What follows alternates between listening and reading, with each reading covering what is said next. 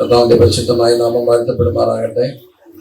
Hope leaders മിഷനും assemblies of God Hebron Ayarkunnam സഭയിൽ സംയുക്തമായി നടത്തപ്പെടുന്ന ഈ പ്രതിമാസ കൂട്ടായ്മയിലെ ദൈവവചനം പങ്കുവയ്ക്കുവാൻ കർത്താവ് അവസരത്തിനായി കളിദാസൻ ദൈവത്തെ സ്തുതിക്കുകയും കർത്താവിനെ മഹത്വപ്പെടുത്തുകയും ചെയ്യുന്നു. ഇവിടെ ആയിരിക്കുന്ന അനുഗ്രഹമായ എല്ലാവരെയും ഞാൻ ഓർത്ത് ദൈവത്തിന് സ്വാഗതം ചെയ്യുന്നു. കർത്താവിദാസൻ രാജു തോമസ് ആരാധനയ്ക്ക് നേതൃത്വം കൊടുക്കുന്ന ചെന്നൻ്റെ കൂടം, അപ്പം തന്നെ പാസ്റ്റർ ബിജുമോന് അസംബന്ധിച്ചുകൊണ്ടായിരിക്കുന്ന സഭയിലെ കർത്താദാസൻ ബിനു കുഞ്ഞുമോൻ, അങ്ങനെ അതിയായ എല്ലാവരെയും ഓർത്ത് ദൈവത്തിന് സ്വാഗതം ചെയ്യുന്നു. മറ്റ് ദൈവദാസന്മാർ, മാതാപിതാക്കൾ, സഹോദരങ്ങൾ, കുഞ്ഞുങ്ങൾ, പ്രിയരായവർ ഏവരെയും ദൈവമായ കർത്താവ് ധാരാളമായിട്ട് അനുഗ്രഹിക്കട്ടെ. ഇങ്ങനെ ഒരു കൂട്ടായ്മയുടെ ഭാഗമായി കർത്താവിന്റെ വചനത്തിൽ സംസാരിക്കുവാൻ ദൈവം ഈ പച്ചായസ് തന്ന അവസരത്തെ ഒരു പദവിയായി ഭാഗ്യമായി കാണണം. ഇതിന്റെ പ്രിയരായവർ നിരവധി പേരുകളുണ്ട്. അവരെല്ലാം ഞാൻ സ്നേഹത്തോടെ ഓർക്കുന്നു. നമുക്ക് അങ്ങനെയായിരിക്കാൻ പ്രാർത്ഥിക്കാം. ഞങ്ങളുടെ കർത്താവ്, ഞങ്ങളുടെ ദൈവമായ യഹോവേ, അവിടുത്തെ പുത്രനാം യേശു മുഖാന്തരം ഞങ്ങൾ അടുത്ത് വരുന്ന കർത്താവേ, നിരവധിയായ ദൈവിക കൂട്ടായ്മകള് അർഹരായവർക്ക് കണ്ടെത്തി ചെയ്യുന്ന ഈ വലിയ ശുശ്രൂഷയുടെ എല്ലാ കർത്താവേ അവരുടെ പ്രവർത്തനങ്ങൾക്കായി ഞങ്ങൾക്ക് സ്തോത്രം ചെയ്യുന്നു. എല്ലാത്തിനും കാരണഭൂതനും എല്ലാം സാധിക്കുന്നതും അങ്ങയുടെ കൃപ കൊണ്ട് മാത്രമാണല്ലോ. അതുകൊണ്ട് തന്നെ അവിടുത്തെ മക്കളെ ധാരാളമായിട്ട് അനുഗ്രഹിക്കണമേ. മത്തായി സുവിശേഷം 25-ാം അധ്യായം വായിക്കുന്നുണ്ട്, ഈ ചെറിയവർക്ക് ചെയ്തത് എനിക്കാണ് ചെയ്തത്. അതുകൊണ്ട് തന്നെ ഈ ചെറിയവരുടെ കൂട്ടായ്മയിൽ കർത്താവിന്റെ കരുതൽ അവരനുഭവിപ്പാൻ, അതിനുവേണ്ട എല്ലാ റിസോഴ്സുകളും ഒരുക്കി കൊടുക്കുവാൻ ഇവിടെയാക്കണമെന്ന് പ്രാർത്ഥിക്കുന്നു. പ്രത്യേകിച്ച് പ്രിയ ഭവനത്തിനായി സ്തോത്രം ചെയ്യുന്നു. ഇങ്ങനെ അവരുടെ അങ്കണത്തിലെ ഒരു യോഗം നടത്തത്തക്കോണം ആ ഭവനത്തെ ദൈവം തുറന്നല്ലോ, അവരുടെ ഹൃദയത്തെ തുറന്നല്ലോ. ദൈവം അവരെ അനുഗ്രഹിക്കണമേ. എത്രയോ ഭവനങ്ങൾ അടഞ്ഞു കിടക്കുന്നു. അങ്ങനെ വലിയൊരു താല്പര്യം കൊടുത്തതിനായി സ്തോത്രം ചെയ്യുന്നു. ഈ കൂട്ടായ്മ എൻ്റെ പിന്നിലുള്ള അധ്വാനിക്കുന്നവരെ എല്ലാവരെയും ഞങ്ങൾ ഓർക്കുന്നു, സ്തോത്രം ചെയ്യുന്നു. സഹായിച്ചോണേ യേശു കർത്താവിന്റെ നാമത്തിൽ തന്നെ ആമേൻ. കർത്താവ് നമ്മളെ എല്ലാവരെയും സഹായിക്കട്ടെ. നമുക്ക് നമ്മുടെ ദൈവത്തിന്റെ സന്ധിയിലെ പ്രാർത്ഥനയോടെ നമുക്ക് ആയിരിക്കാം. ഇന്ന് രാത്രിയിലെ ചെറിയ ചിന്തയ്ക്കായിട്ട് നമ്മുടെ പുസ്തകങ്ങളെ തുറക്കാം. തിമോഥെയോസിന് എഴുതിയ 1-ാമത്തെ ലേഖനം 2-ാമത് അധ്യായം അതിൻ്റെ 1 മുതലുള്ള വാക്യങ്ങളിൽ കാണുന്നു. എന്നാൽ സകല മനുഷ്യർക്കും നാം സർവഭക്തിയോടും കനത്തോടും കൂടെ സാവധാനതയും സ്വസ്ഥതയുമുള്ള ജീവനം കഴിക്കേണ്ടതിന്, വിശേഷാൽ രാജാക്കന്മാർക്കും സകല അധികാരസ്ഥന്മാർക്കും വേണ്ടി യാചനയും പ്രാർത്ഥനയും പക്ഷപാതവും സ്തോത്രവും ചെയ്യണം എന്ന് ഞാൻ സകലത്തിന് മുമ്പേ പ്രബോധിപ്പിക്കുന്നു. അത് നമ്മുടെ രക്ഷിതാവായ ദൈവത്തിന്റെ സന്നിധിയിൽ നല്ലതും പ്രസാദകരമാണ്. കർത്താവിന്റെ വചനത്തെ ഞാൻ വായിക്കുന്നു. സകല സാവധാനതയോടെയും കനത്തോടെയും സ്വസ്ഥതയുമുള്ള ഒരു ജീവിതം നമുക്ക് നയിക്കേണ്ടതിന് വേണ്ടി എല്ലാവർക്കും വേണ്ടി പ്രാർത്ഥിക്കണം എന്ന് ദൈവത്തിന്റെ വചനം പഠിപ്പിക്കുകയാണ്. യാചനയും പ്രാർത്ഥനയും പക്ഷപാതവും സ്തോത്രവും ചെയ്യണമെന്ന് ഞാൻ നിങ്ങളോട് അപേക്ഷിക്കുന്നു. അത് പൗലോസ് അപ്പോസ്തലൻ പറയുന്നു. അത് ദൈവത്തിന്റെ സന്നിധിയിൽ പ്രസാദകരമായ ഒരു കാര്യമാണ്. അപ്പോൾ നമുക്കൊരു സ്വസ്ഥമായ ഒരു ജീവിതം നയിക്കേണ്ടതിന് നാം എല്ലാവർക്കും വേണ്ടി പ്രാർത്ഥിക്കണം. വിശേഷാൽ രാജാക്കന്മാർക്കും വേണ്ടി, അധികാരസ്ഥർക്കും വേണ്ടി യാചനയും പ്രാർത്ഥനയും പക്ഷപാതവും സ്തോത്രവും ചെയ്യണം. പക്ഷപാതം ചെയ്യണം, മധ്യസ്ഥത കാണിക്കണമെന്നതാണ്. പക്ഷപാതം ചെയ്യുക എന്ന് പറഞ്ഞാൽ മറ്റൊരാൾക്ക് വേണ്ടി ദൈവത്തിന്റെ സന്ധിയിൽ എഴുവന്നിക്കുന്നതിന്റെ പേരാണ് പക്ഷപാതം ചെയ്യുക എന്ന് പറയുക. ഏറ്റവും നല്ല മധ്യസ്ഥനായിട്ട് പക്ഷപാത പ്രാർത്ഥനയ്ക്ക് ഏറ്റവും നല്ല റോൾ മോഡല് നമ്മുടെ വാഴ്ത്തപ്പെട്ട കർത്താവ് തന്നെയാണ്. റോമാലേഖനം 8-ാമത് അധ്യായം, റോമർക്ക് എഴുതിയ ലേഖനം 8-ാമത് അധ്യായത്തില് നമ്മൾ കാണുന്നുണ്ട്. ഇത് സംബന്ധിച്ച് അതിന്റെ 31 മുതലുള്ള വാക്യങ്ങൾ ഇത് സംബന്ധിച്ച് നാം എന്ത് പറയേണ്ടു? ദൈവം നമുക്ക് അനുകൂലമെങ്കിൽ പ്രതികൂലമാര് സ്വന്തം പുത്രനെ ആദരിക്കാതെ നമുക്ക് എല്ലാവർക്കും വേണ്ടി ഏൽപ്പിച്ചു തന്നവൻ അവനോടുകൂടെ സകലവും നമുക്ക് നൽകാതിരിക്കുമോ? ദൈവം തിരഞ്ഞെടുത്തവരെ ആർ കുറ്റം ചുമത്തും? നീതീകരിക്കുന്നവൻ ദൈവം, ശിക്ഷ വിധിക്കുന്നവൻ ആർ? മൃതവാക്യം. ക്രിസ്തുവേശു മരിച്ചവൻ, മരിച്ചിട്ട് ഉയർത്തെഴുന്നേറ്റവൻ തന്നെ.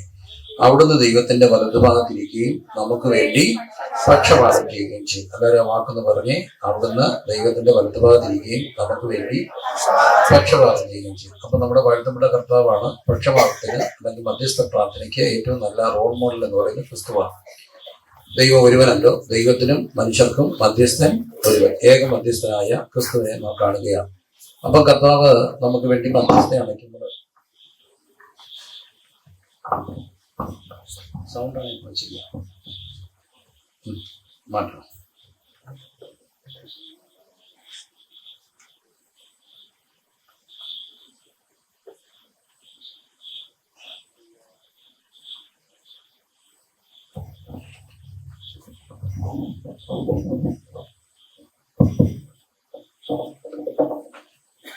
നമ്മുടെ കർത്താവാണ് മധ്യസ്ഥതയ്ക്ക് ഏറ്റവും നല്ല മാതൃകയെന്ന് കാണാൻ കഴിയും. എന്തുകൊണ്ടാണ് ക്രിസ്തു നമുക്ക് വേണ്ടി മധ്യസ്ഥ അടയ്ക്കാൻ കഴിയും?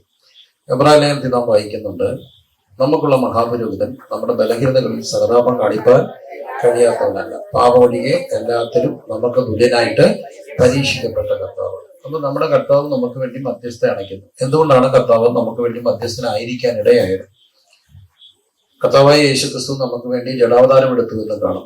മനുഷ്യവർഗത്തിന്റെ പാപത്തിന്റെ പരിഹാരത്തിനായിട്ട് ക്രിസ്തു നമുക്ക് വേണ്ടി ജഡാവതാരം എടുക്കുക. അവിടുന്ന് ദൈവരൂപത്തിയിരിക്കുക, ദൈവത്തോടുള്ള സമത്വം മുറുകെ പിടിക്കണമെന്ന് വിചാരിക്കുക, ദാസ്യരൂപം എടുത്ത് തന്നെത്താൻ താഴ്ത്തി വേഷത്തിൽ മനുഷ്യനായി ക്രൂശിനെ മരണത്തോളം തന്നെത്താൻ ഏൽപ്പിച്ചു കൊടുത്ത ക്രിസ്തു നമുക്ക് വേണ്ടി മരിച്ചത്, ജഡാവതാരം എടുത്തത് മനുഷ്യന്റെ പാപത്തിന്റെ പരിഹാരത്തിന് വേണ്ടി. പക്ഷെ ഈ 30 വയസ്സില് അതുകൊണ്ട് തന്നെ സകല പ്രശ്നങ്ങളും മനുഷ്യൻ അഭിമുഖീകരിക്കുന്നതെല്ലാം അഭിമുഖീകരിച്ച ഒരു കർത്താവിനെ നമുക്കാണ്.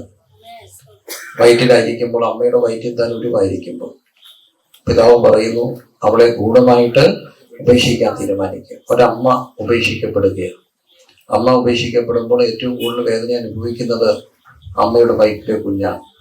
അതുകൊണ്ടാണ് പ്രീനേറ്റൽ എക്സ്പീരിയൻസസ് എന്നൊക്കെ പറയും. ഒരമ്മയ്ക്ക് ഉണ്ടാകുന്ന സകല നൊമ്പരങ്ങളും ആരെ ബാധിക്കാം? കുഞ്ഞിനെ ബാധിക്കും. അങ്ങനെയാണെങ്കിൽ അമ്മ വയറ്റി വെച്ച് ഈ കുഞ്ഞുമായിട്ട് വല്ലാതെ കഷ്ടപ്പെട്ട് കാണും. അപ്പൊ ജന്മം മുതൽ തന്നെ സകല നൊമ്പരങ്ങളും ഒരു മനുഷ്യൻ കടന്നു പോകുന്ന അനുഭവിക്കുകയാണ്. 12ാമത്തെ വയസ്സിൽ നമ്മൾ ദേവാലയത്തിൽ വെച്ച് കാണുന്നു. പിന്നെ 30ാമത്തെ വയസ്സിലാണ് നാം കാണുക. പക്ഷെ 30 വയസ്സ് വരെ താൻ അധ്വാനിക്കുകയായിരിക്കണം. അതുകൊണ്ട് തന്നെ ക്രിസ്തു പറയുന്നു, അധ്വാനിക്കുന്നവരും ഭാരം ചുമക്കുന്നവരെ നിങ്ങൾ എന്റെ അടുക്കൽ വാ, ഞാൻ നിങ്ങളെ എന്ത് ചെയ്യും?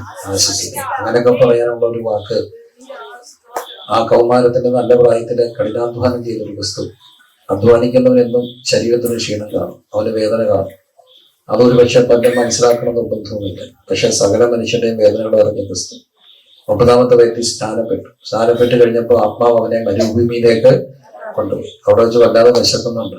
ഉപവാസം കഴിഞ്ഞപ്പം വിശന്നു. മനുഷ്യരായ മനുഷ്യർക്കൊക്കെ വിശപ്പെന്നൊക്കെ പറയുന്നത് കൂടുതലുള്ള പ്രായം യൗവനത്തിന്റെ ഒരു പ്രായം. 10-30 വയസ്സിലൊക്കെ നല്ല പ്രായം. അതൊക്കെ നമ്മൾ സാധാരണ പറയുന്ന ഒരു വാക്കുണ്ട്, കല്ല് ഇന്ന എന്ത് ചെയ്യും? ദഹിക്കുന്ന പ്രായം. ആ സമയത്താണ് 40 ദിവസം ഉപവസിച്ചപ്പോൾ വല്ലാതെ വിശന്നു. ഉപവാസം ഇരിക്കുന്നവർക്കറിയാം, ദീർഘ ദിവസങ്ങൾ ഉപവാസം ഇരുന്നാൽ പിന്നെ കഠിന ഭക്ഷണം, കട്ടി ആയ ആഹാരമൊന്നും കഴിക്കാനൊക്കെ ഇല്ല.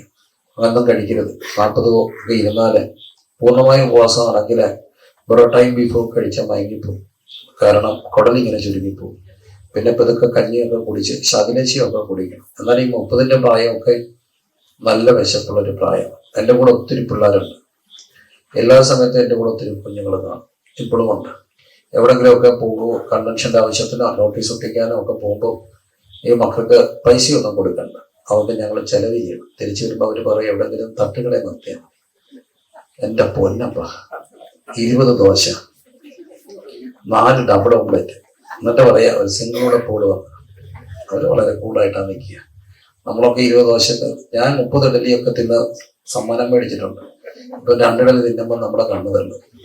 നമുക്കൊരു പ്രായത്തിലേ കഴിക്കാൻ ഒക്കത്തുള്ളൂ, അല്ലേ? ഒരു പ്രായം കഴിഞ്ഞാൽ കഴിക്കാൻ ഒക്കുമോ? ഇല്ല. പക്ഷെ ഈ 30-ലൊക്കെ നല്ലപോലെ കഴിക്കില്ലേ? ആ പ്രായത്തിലാണ് നല്ലപോലെ വിശന്നത്. പക്ഷെ അന്നേരം കഞ്ഞി കൊടുക്കാൻ ആരുമില്ല. സത്താമെന്ന് പറഞ്ഞ് കല്ലുകൊണ്ട് എന്തുണ്ടാക്കുക? അതുകൊണ്ട് തന്നെ വിശന്നവരുടെ കരയുമ്പോൾ അപ്പത്തിന് വേണ്ടിയുള്ള കരച്ചിൽ അവന് മനസ്സിലാക്കാൻ കഴിയും. അതുകൊണ്ടൊക്കെ ക്രിസ്തു മധ്യസ്ഥനാകുക, അല്ലേ? അപ്പത്തിന് വേണ്ടിയുള്ള വിശപ്പിന്റെ മുമ്പിൽ അവന് അപ്പമായിട്ട് മാറും. കാരണം 30ന്റെ പ്രായത്തിൽ വിശന്ന ഒരാൾക്ക് ഈ മനുഷ്യനെ മനസ്സിലാക്കാൻ കഴിയും. അതുകൊണ്ടാണ് ക്രിസ്തു മധ്യസ്ഥനാകുക. കാശിലെന്ന് പറയുക, പത്രോസ് ഒന്ന് ഓർപ്പിക്കുന്നുണ്ട്, ജെന്റിൽ റിമൈൻഡർ.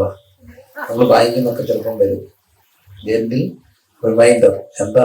നാളെ അടയ്ക്കണം. പത്രോസ് പറഞ്ഞു കരമടയ്ക്കണം, അടയ്ക്കാൻ പൈസയില്ല. പറഞ്ഞു നീ പോയി ചൂണ്ടയിട്, മീൻ്റെ വയറ്റിൽ ചതുര, അതിന്റെ വായിലെ ചതുരമപ്പുറം കാണും, അതെടുത്ത് എൻ്റെ നിന്റെ എന്ത് കൊടുക്കണം? കരമടയ്ക്കണം. കരമടയ്ക്കാൻ കാശില്ലാത്ത കർത്താവിന് മനുഷ്യന്റെ സാമ്പത്തിക ബുദ്ധിമുട്ടൊക്കെ വല്ലാത്തൊരു വേദനയുണ്ട്. ഈ കൂടെ നടക്കുന്നവര് ഒക്കെ വേണ്ടെന്ന് പറയും. ഇന്ന് ഈ കുടുംബ ബന്ധങ്ങളില് ഒത്തിരി വിള്ളലുകൾ വാഴാറുണ്ട്. എന്നൊരു ദൈവദാസൻ പ്രവചിച്ചു പറഞ്ഞു, ഇടവരുടെ സഭയിൽ വെച്ച് പ്രവചിച്ചു പറഞ്ഞു, കർത്താവ് ചില കാര്യങ്ങൾ ചെയ്യും. ഡിവോഴ്സ് ആയവർ ഒന്നിക്കും. ഡിവോഴ്സ് ആയവരൊക്കെ ഒന്നിക്കുമ്പോൾ കരയുന്ന ആരായിരിക്കും എന്നറിയാം? സന്തോഷം കൊണ്ട് പിള്ളേരായിരിക്കും. ഡിവോഴ്സ് ആയവർ ഒന്നിക്കുമ്പോൾ ഏറ്റവും കൂടുതൽ കരയുന്ന, കൊച്ചിനെ കെട്ടിച്ചു വിടുമ്പോൾ അമ്മ കരയും, ഡിവോഴ്സ് ആകുമ്പോൾ കൊച്ചുകൾ കരയും. ഡിവോഴ്സ് ആകുമ്പോൾ അവരൊന്നിച്ചാലും ഒരു കൂട്ടിന് ചിരിക്കുകയും കരയുകയും ചെയ്യും. ആരായിരിക്കും? പിള്ളേരായിരിക്കും. അതുകൊണ്ട് തന്നെ ഈ വേണ്ടപ്പെട്ടവരൊക്കെ വേണ്ടെന്ന് പറയുന്നത് ഭയങ്കര നമ്പരാണ്. കർത്താവ് യെരൂശലേമിലേക്ക് പോകുമ്പോൾ അവരെ ഭയങ്കര ആഘോഷമൊക്കെ കാണിച്ചു. അവര് പറഞ്ഞു, സിയോൻ പുത്രിയുടെ ഇതാ നിന്റെ രാജാവ് സൗമ്യനായി കഴുതക്കുട്ടിയുടെ പുറത്ത് വരിക, ഹോശന്ന ഒക്കെ പാടി. ദാവീദ് പുത്രന് ഹോശന്ന. അതേ പ്രിയപ്പെട്ടവർ 2 ദിവസം കഴിഞ്ഞപ്പം പറഞ്ഞു, ഇവനെ വേണ്ട, ബറബ്ബാസിനെ മതിയെന്ന് പറഞ്ഞു. അപ്പൊ വേണമെന്ന് പറയുന്നവരെ വേണ്ടെന്ന് പറയും. കൈ കൊണ്ടൊക്കെ രക്തം എഴുതി ഐ ലവ് യു എന്നൊക്കെ പറഞ്ഞവൻ, നിന്നെ മാത്രമേ എനിക്ക് കിട്ടിയാൽ മതി, ഇല്ല എനിക്ക് കല്യാണം വേണ്ട എന്നൊക്കെ പറഞ്ഞവരെ മുഖത്ത് നോക്കി ഇവിടെ വേണ്ട, ഇവനെ വേണ്ട എന്നൊക്കെ പറയുമ്പോൾ വല്ലാത്ത നൊമ്പരമാണ്. ആ നൊമ്പരങ്ങളൊക്കെ അത് തന്നെ ഞങ്ങളുടെ ഈ ഉപദേശമാരുടെ നൊമ്പരമാണ്. എന്നോടൊരു ദേവദാസൻ വിളിച്ചിട്ട് പറഞ്ഞു, ഒരു വിശ്വാസി പാസ്റ്ററെ കപ്പ വേവിച്ചിട്ടുണ്ട്, എല്ലുകറിയുണ്ട്.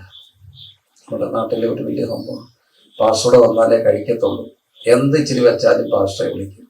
അങ്ങനെ 3-4 ഉണ്ടെങ്കിൽ അവിടുന്ന് കഴിച്ചിട്ട് ഇറങ്ങുമ്പോൾ ഒത്തിരി സന്തോഷിക്കരുത്. അടുത്ത ദിവസം അവർ പറയും, ഈ വീട്ടിൽ കയറിപ്പോയേക്കരുത്.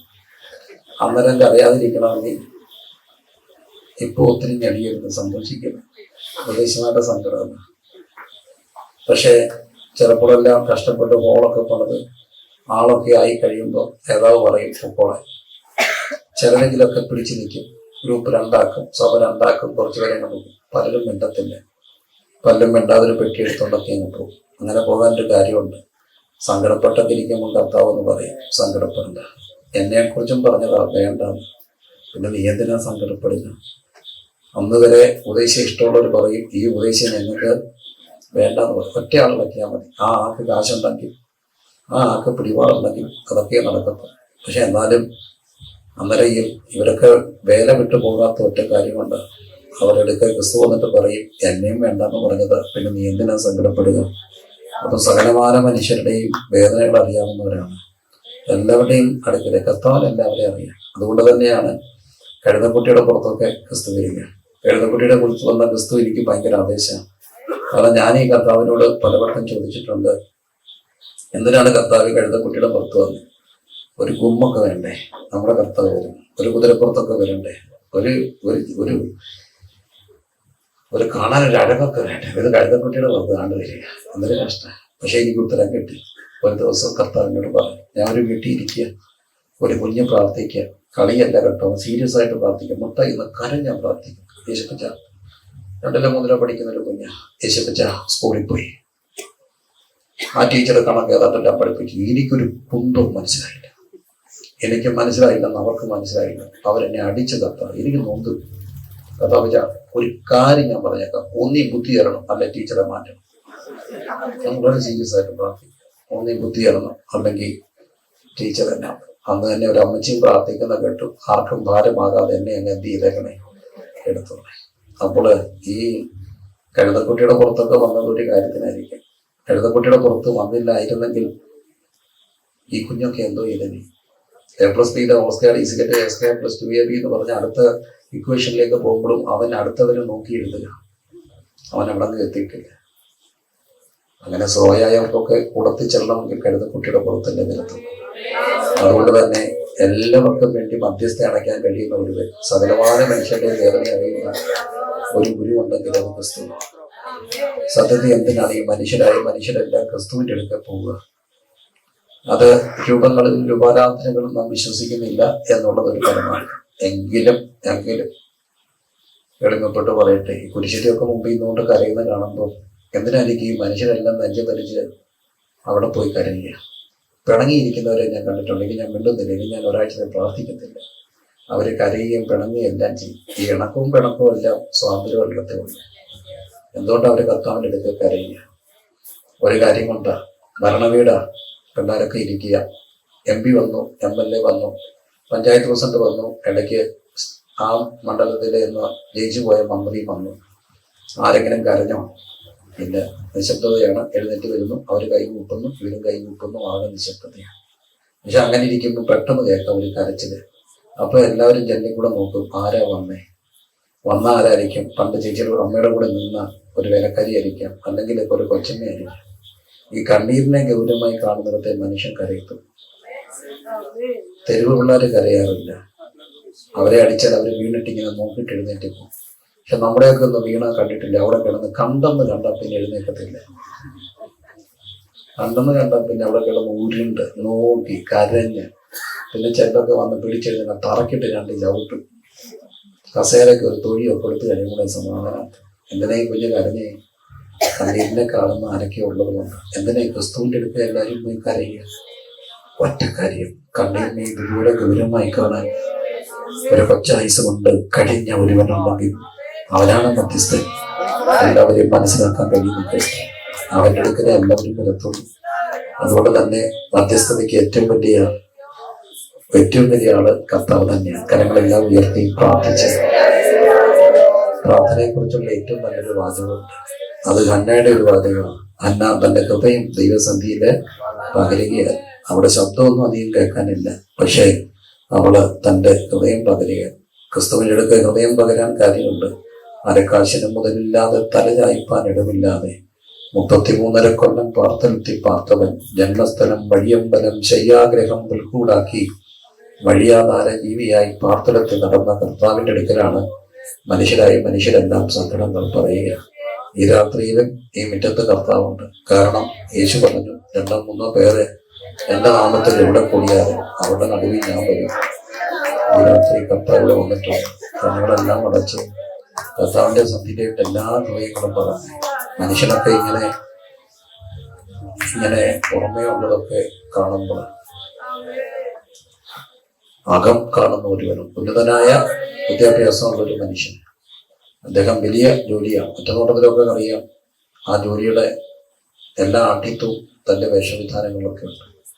പക്ഷെ പെട്ടെന്നുണ്ടായ ഒരു കടത്തിൽ നിന്ന് അദ്ദേഹം പറഞ്ഞുകൊണ്ടിരുന്നപ്പം കരയുന്നു. മൊത്തം ശമ്പളം കൊടുത്താലും മാസം അടച്ചാലും EMI തീരത്തില്ല. അതിനും മുകളിൽ കടം വന്നത് യാദർച്ചയാ വന്നതാ. അവരും കരയുന്ന ഒരാളുടെ മുമ്പിലാ, കർത്താവിന്റെ മുമ്പിലാ. കുഞ്ഞ് കരയുന്നതും കർത്താവിന്റെ മുമ്പിലാ. അമ്മച്ചി കരയുന്നതും കർത്താവിന്റെ മുമ്പിലാ. കരുത്തിട്ട യുവാവും കരയുന്നത് അവന്റെ മുമ്പിലാ. എന്തുകൊണ്ട്? എന്തിനാ നീ കരയുന്നത്? സാധാരണ ആരും തിരക്കാറില്ല. അതുതന്നെയാണ് സ്ത്രീയുടെ ഏറ്റവും വലിയ പ്രശ്നം. സ്ത്രീ കരയുന്നത് എന്തിനാണെന്ന് ആർക്കും അറിയില്ല. എന്തോ അവളെ കരയും. അതുകൊണ്ട് തന്നെ ഭർത്താവ് ചിലപ്പം പറയുന്നാണ്ട് വെറുതെ മോങ്ങുക, തുടങ്ങി മോങ്ങ. അമ്മയ്ക്കതേ അറിയത്തുള്ളൂ. അവൾ എന്തിനും മോങ്ങും. അങ്ങനെയൊക്കെ ഒരു ഭാഷയൊക്കെ വേണം പറഞ്ഞു കഴിയും. പക്ഷേ സ്ത്രീയോട് ആർദ്രമായിട്ട് ചോദിക്കുന്ന ഒരാളുണ്ട്.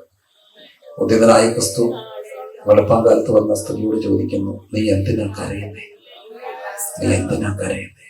അവർക്കറിയാം, വേറെ ആരും ഒരു സ്ത്രീയുടെ കരച്ചിന്റെ കാരണം അന്വേഷിക്കാറില്ല.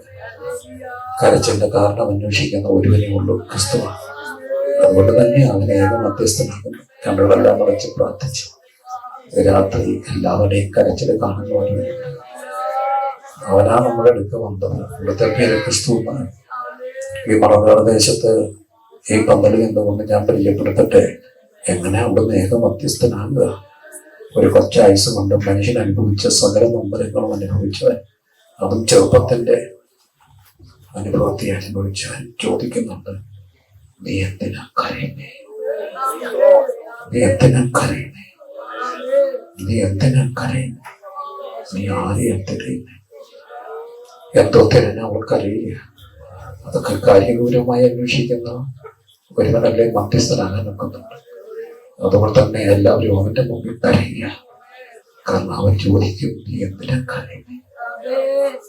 ഒരു കാശിന് മുതലില്ലാതെ തലചായ്പാനും സ്ഥലമില്ലാതെ മുതലില്ലാതെ തലചായ്പാനും സ്ഥലമില്ലാതെ 33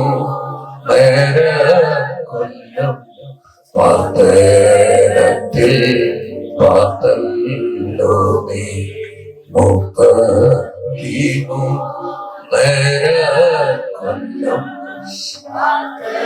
കൊല്ലത്തിൽ പാത്തല്ലോ നീ ജന്മസ്ഥലം വഴിയമ്പലം ശയ്യാഗ്രഹം പുൽക്കൂടാക്കി വഴിയാര ജീവിയായി നീ ഭൂലോകത്തെ സന്ദർശിച്ചു വഴിയാര ജീവിയായി നീ ഭൂലോകത്തെ സന്ദർശിച്ചു കർത്താവേദി രൂപമേനി എല്ലായ്പ്പോഴും സന്തോഷമേ കർത്താവേദി രൂപമേനി എല്ലായ്പ്പോഴും സന്തോഷമേ സ്വർഗത്തിലും ഭൂമിയിലും ഇതുപോലില്ലോ രൂപം വേറെ സ്വർഗത്തിലും ഭൂമിയിലും ഇതുപോലില്ലോ. അതുകൊണ്ട് തന്നെ കർത്താവ് നമ്മുടെ എല്ലാ ബലഹീനതകൾക്കും അതറിയുന്ന അവോളം ആസ്വദിച്ച കർത്താവ്, മരണത്തിന്റെ വിളംബരങ്ങൾ അനുഭവിച്ച ക്രിസ്തു ഇന്നും മനുഷ്യവർഗത്തിന് വേണ്ടി മധ്യസ്ഥനാണ്. എല്ലാവരെയും കാണുവാൻ, എല്ലാവരെയും അറിയുവാൻ കഴിയുന്ന കർത്താവ്. ആ കർത്താവിന്റെ പരിശുദ്ധമായ സന്ധിയിലാണ് നാം വന്നിരിക്കുക. അതുകൊണ്ടാണ് റോമാലേഖനം 8-ാം അധ്യായത്തിൽ നാം വായിക്കുന്നു, ക്രിസ്തു മരിച്ചവൻ, മരിച്ചിട്ട് ഉയർത്തെഴുന്നേറ്റവൻ, അവിടെ നമുക്ക് പിതാവിന്റെ വലതുഭാഗത്ത് ഇരുന്നു കൊണ്ട് നമുക്ക് വേണ്ടി എന്ത് ചെയ്യുന്നു? പക്ഷപാതം ചെയ്യും. ഇനി രണ്ടാമത് പക്ഷപാതം ചെയ്യുന്ന ആരാണെന്ന് 8-ാം അധ്യായത്തിൽ കാണുന്നുണ്ട്. 8-ാം അധ്യായത്തിന്റെ 26 മുതലുള്ള വാക്യങ്ങൾ കാണുന്നു. അവണ്ണം ആത്മാവ് നമ്മുടെ ബലഹീനതയ്ക്ക് വേണ്ടും പോലെ പ്രാർത്ഥിക്കേണ്ടത് എന്തെന്ന് നാം അറിയുന്നില്ല. ആത്മാവ് തന്നെ ഉച്ചരിച്ചു കൂടാത്ത ഞരക്കങ്ങളാൽ നമുക്ക് വേണ്ടി പക്ഷപാതം ചെയ്യും. എന്നാൽ ആത്മാവ് വിശുദ്ധന്മാർക്ക് വേണ്ടി ദൈവഹിത പ്രകാരം പക്ഷപാതം ചെയ്യുന്നതുകൊണ്ട് ആത്മാവിന്റെ ചിന്ത ഇന്നതെന്ന് ഹൃദയങ്ങളെ പരിശോധിക്കുന്നവൻ അറിയും. രണ്ടാമത് പരിശുദ്ധാത്മാവ് നമുക്ക് വേണ്ടി പക്ഷപാതം ചെയ്യും. എന്തുകൊണ്ടാണ്? പരിശുദ്ധാത്മാവ് എങ്ങനെയാണ് പക്ഷപാതം ചെയ്യുന്നത് കാണുന്നത്? ഉച്ചരിച്ചു കൂടാത്ത ഞരക്കങ്ങളാണ്. എങ്ങനെയാണ്? ദൈവഹിതപ്രകാരം. അത് വളരെ ഗൗരവമായിട്ട് ഓർക്കപ്പെട്ട ഒരു കാര്യമാണ്. ദൈവഹിതത്തിൽ വേണം. നമ്മൾ ചിലപ്പം പലതും പ്രാർത്ഥിക്കും, അതിനെല്ലാം ഉത്തരം കിട്ടണമെന്ന് നിർബന്ധമില്ല. പക്ഷെ പരിശുദ്ധാത്മാവ് ദൈവഹിത പ്രകാരം പ്രാർത്ഥിക്കും. ഞാനതിന് സാധാരണ പറയുന്ന ഒരു ഉദാഹരണമാണ്. 16 വയസ്സുള്ള ഒരു കുഞ്ഞ്, അവന് ഭയങ്കര ബഹളമാണ് വീട്ടിൽ. അവൻ പറഞ്ഞു, എനിക്ക് ബൈക്ക് മേടിച്ചു തരണം, ഇല്ലെങ്കിൽ അവൻ ചവിട്ടി പൊളിക്കും. ഭയങ്കര ബഹളം മൊത്തപ്പോൾ അമ്മയോട് പറഞ്ഞു, മോനെ പൈസയില്ല, കർത്താവിനോട് നീ പ്രാർത്ഥിക്കും, പൈസ കർത്താവ് തരുവാണെങ്കിൽ തന്നേക്കണം. അവനത് ഏറ്റെടുത്ത് ഉപവസിച്ച് കരഞ്ഞ് പ്രാർത്ഥിക്കും. അവനങ്ങ് ആഴമായിട്ട് പ്രാർത്ഥിക്കുകയാണ്, കർത്താവ് ബൈക്ക് തരണേ, കർത്താവ് അതിനുള്ള പൈസ അമ്മയുടെ കൊടുക്കണേ. പരിശുദ്ധാത്മാവ് പ്രാർത്ഥന ഏറ്റെടുത്ത് ദൈവത്തോട് പറയും, അവന് ബൈക്ക് കൊടുക്കരുതേ കർത്താവ്. അവന് 16 വയസ്സുള്ള കർത്താവ്.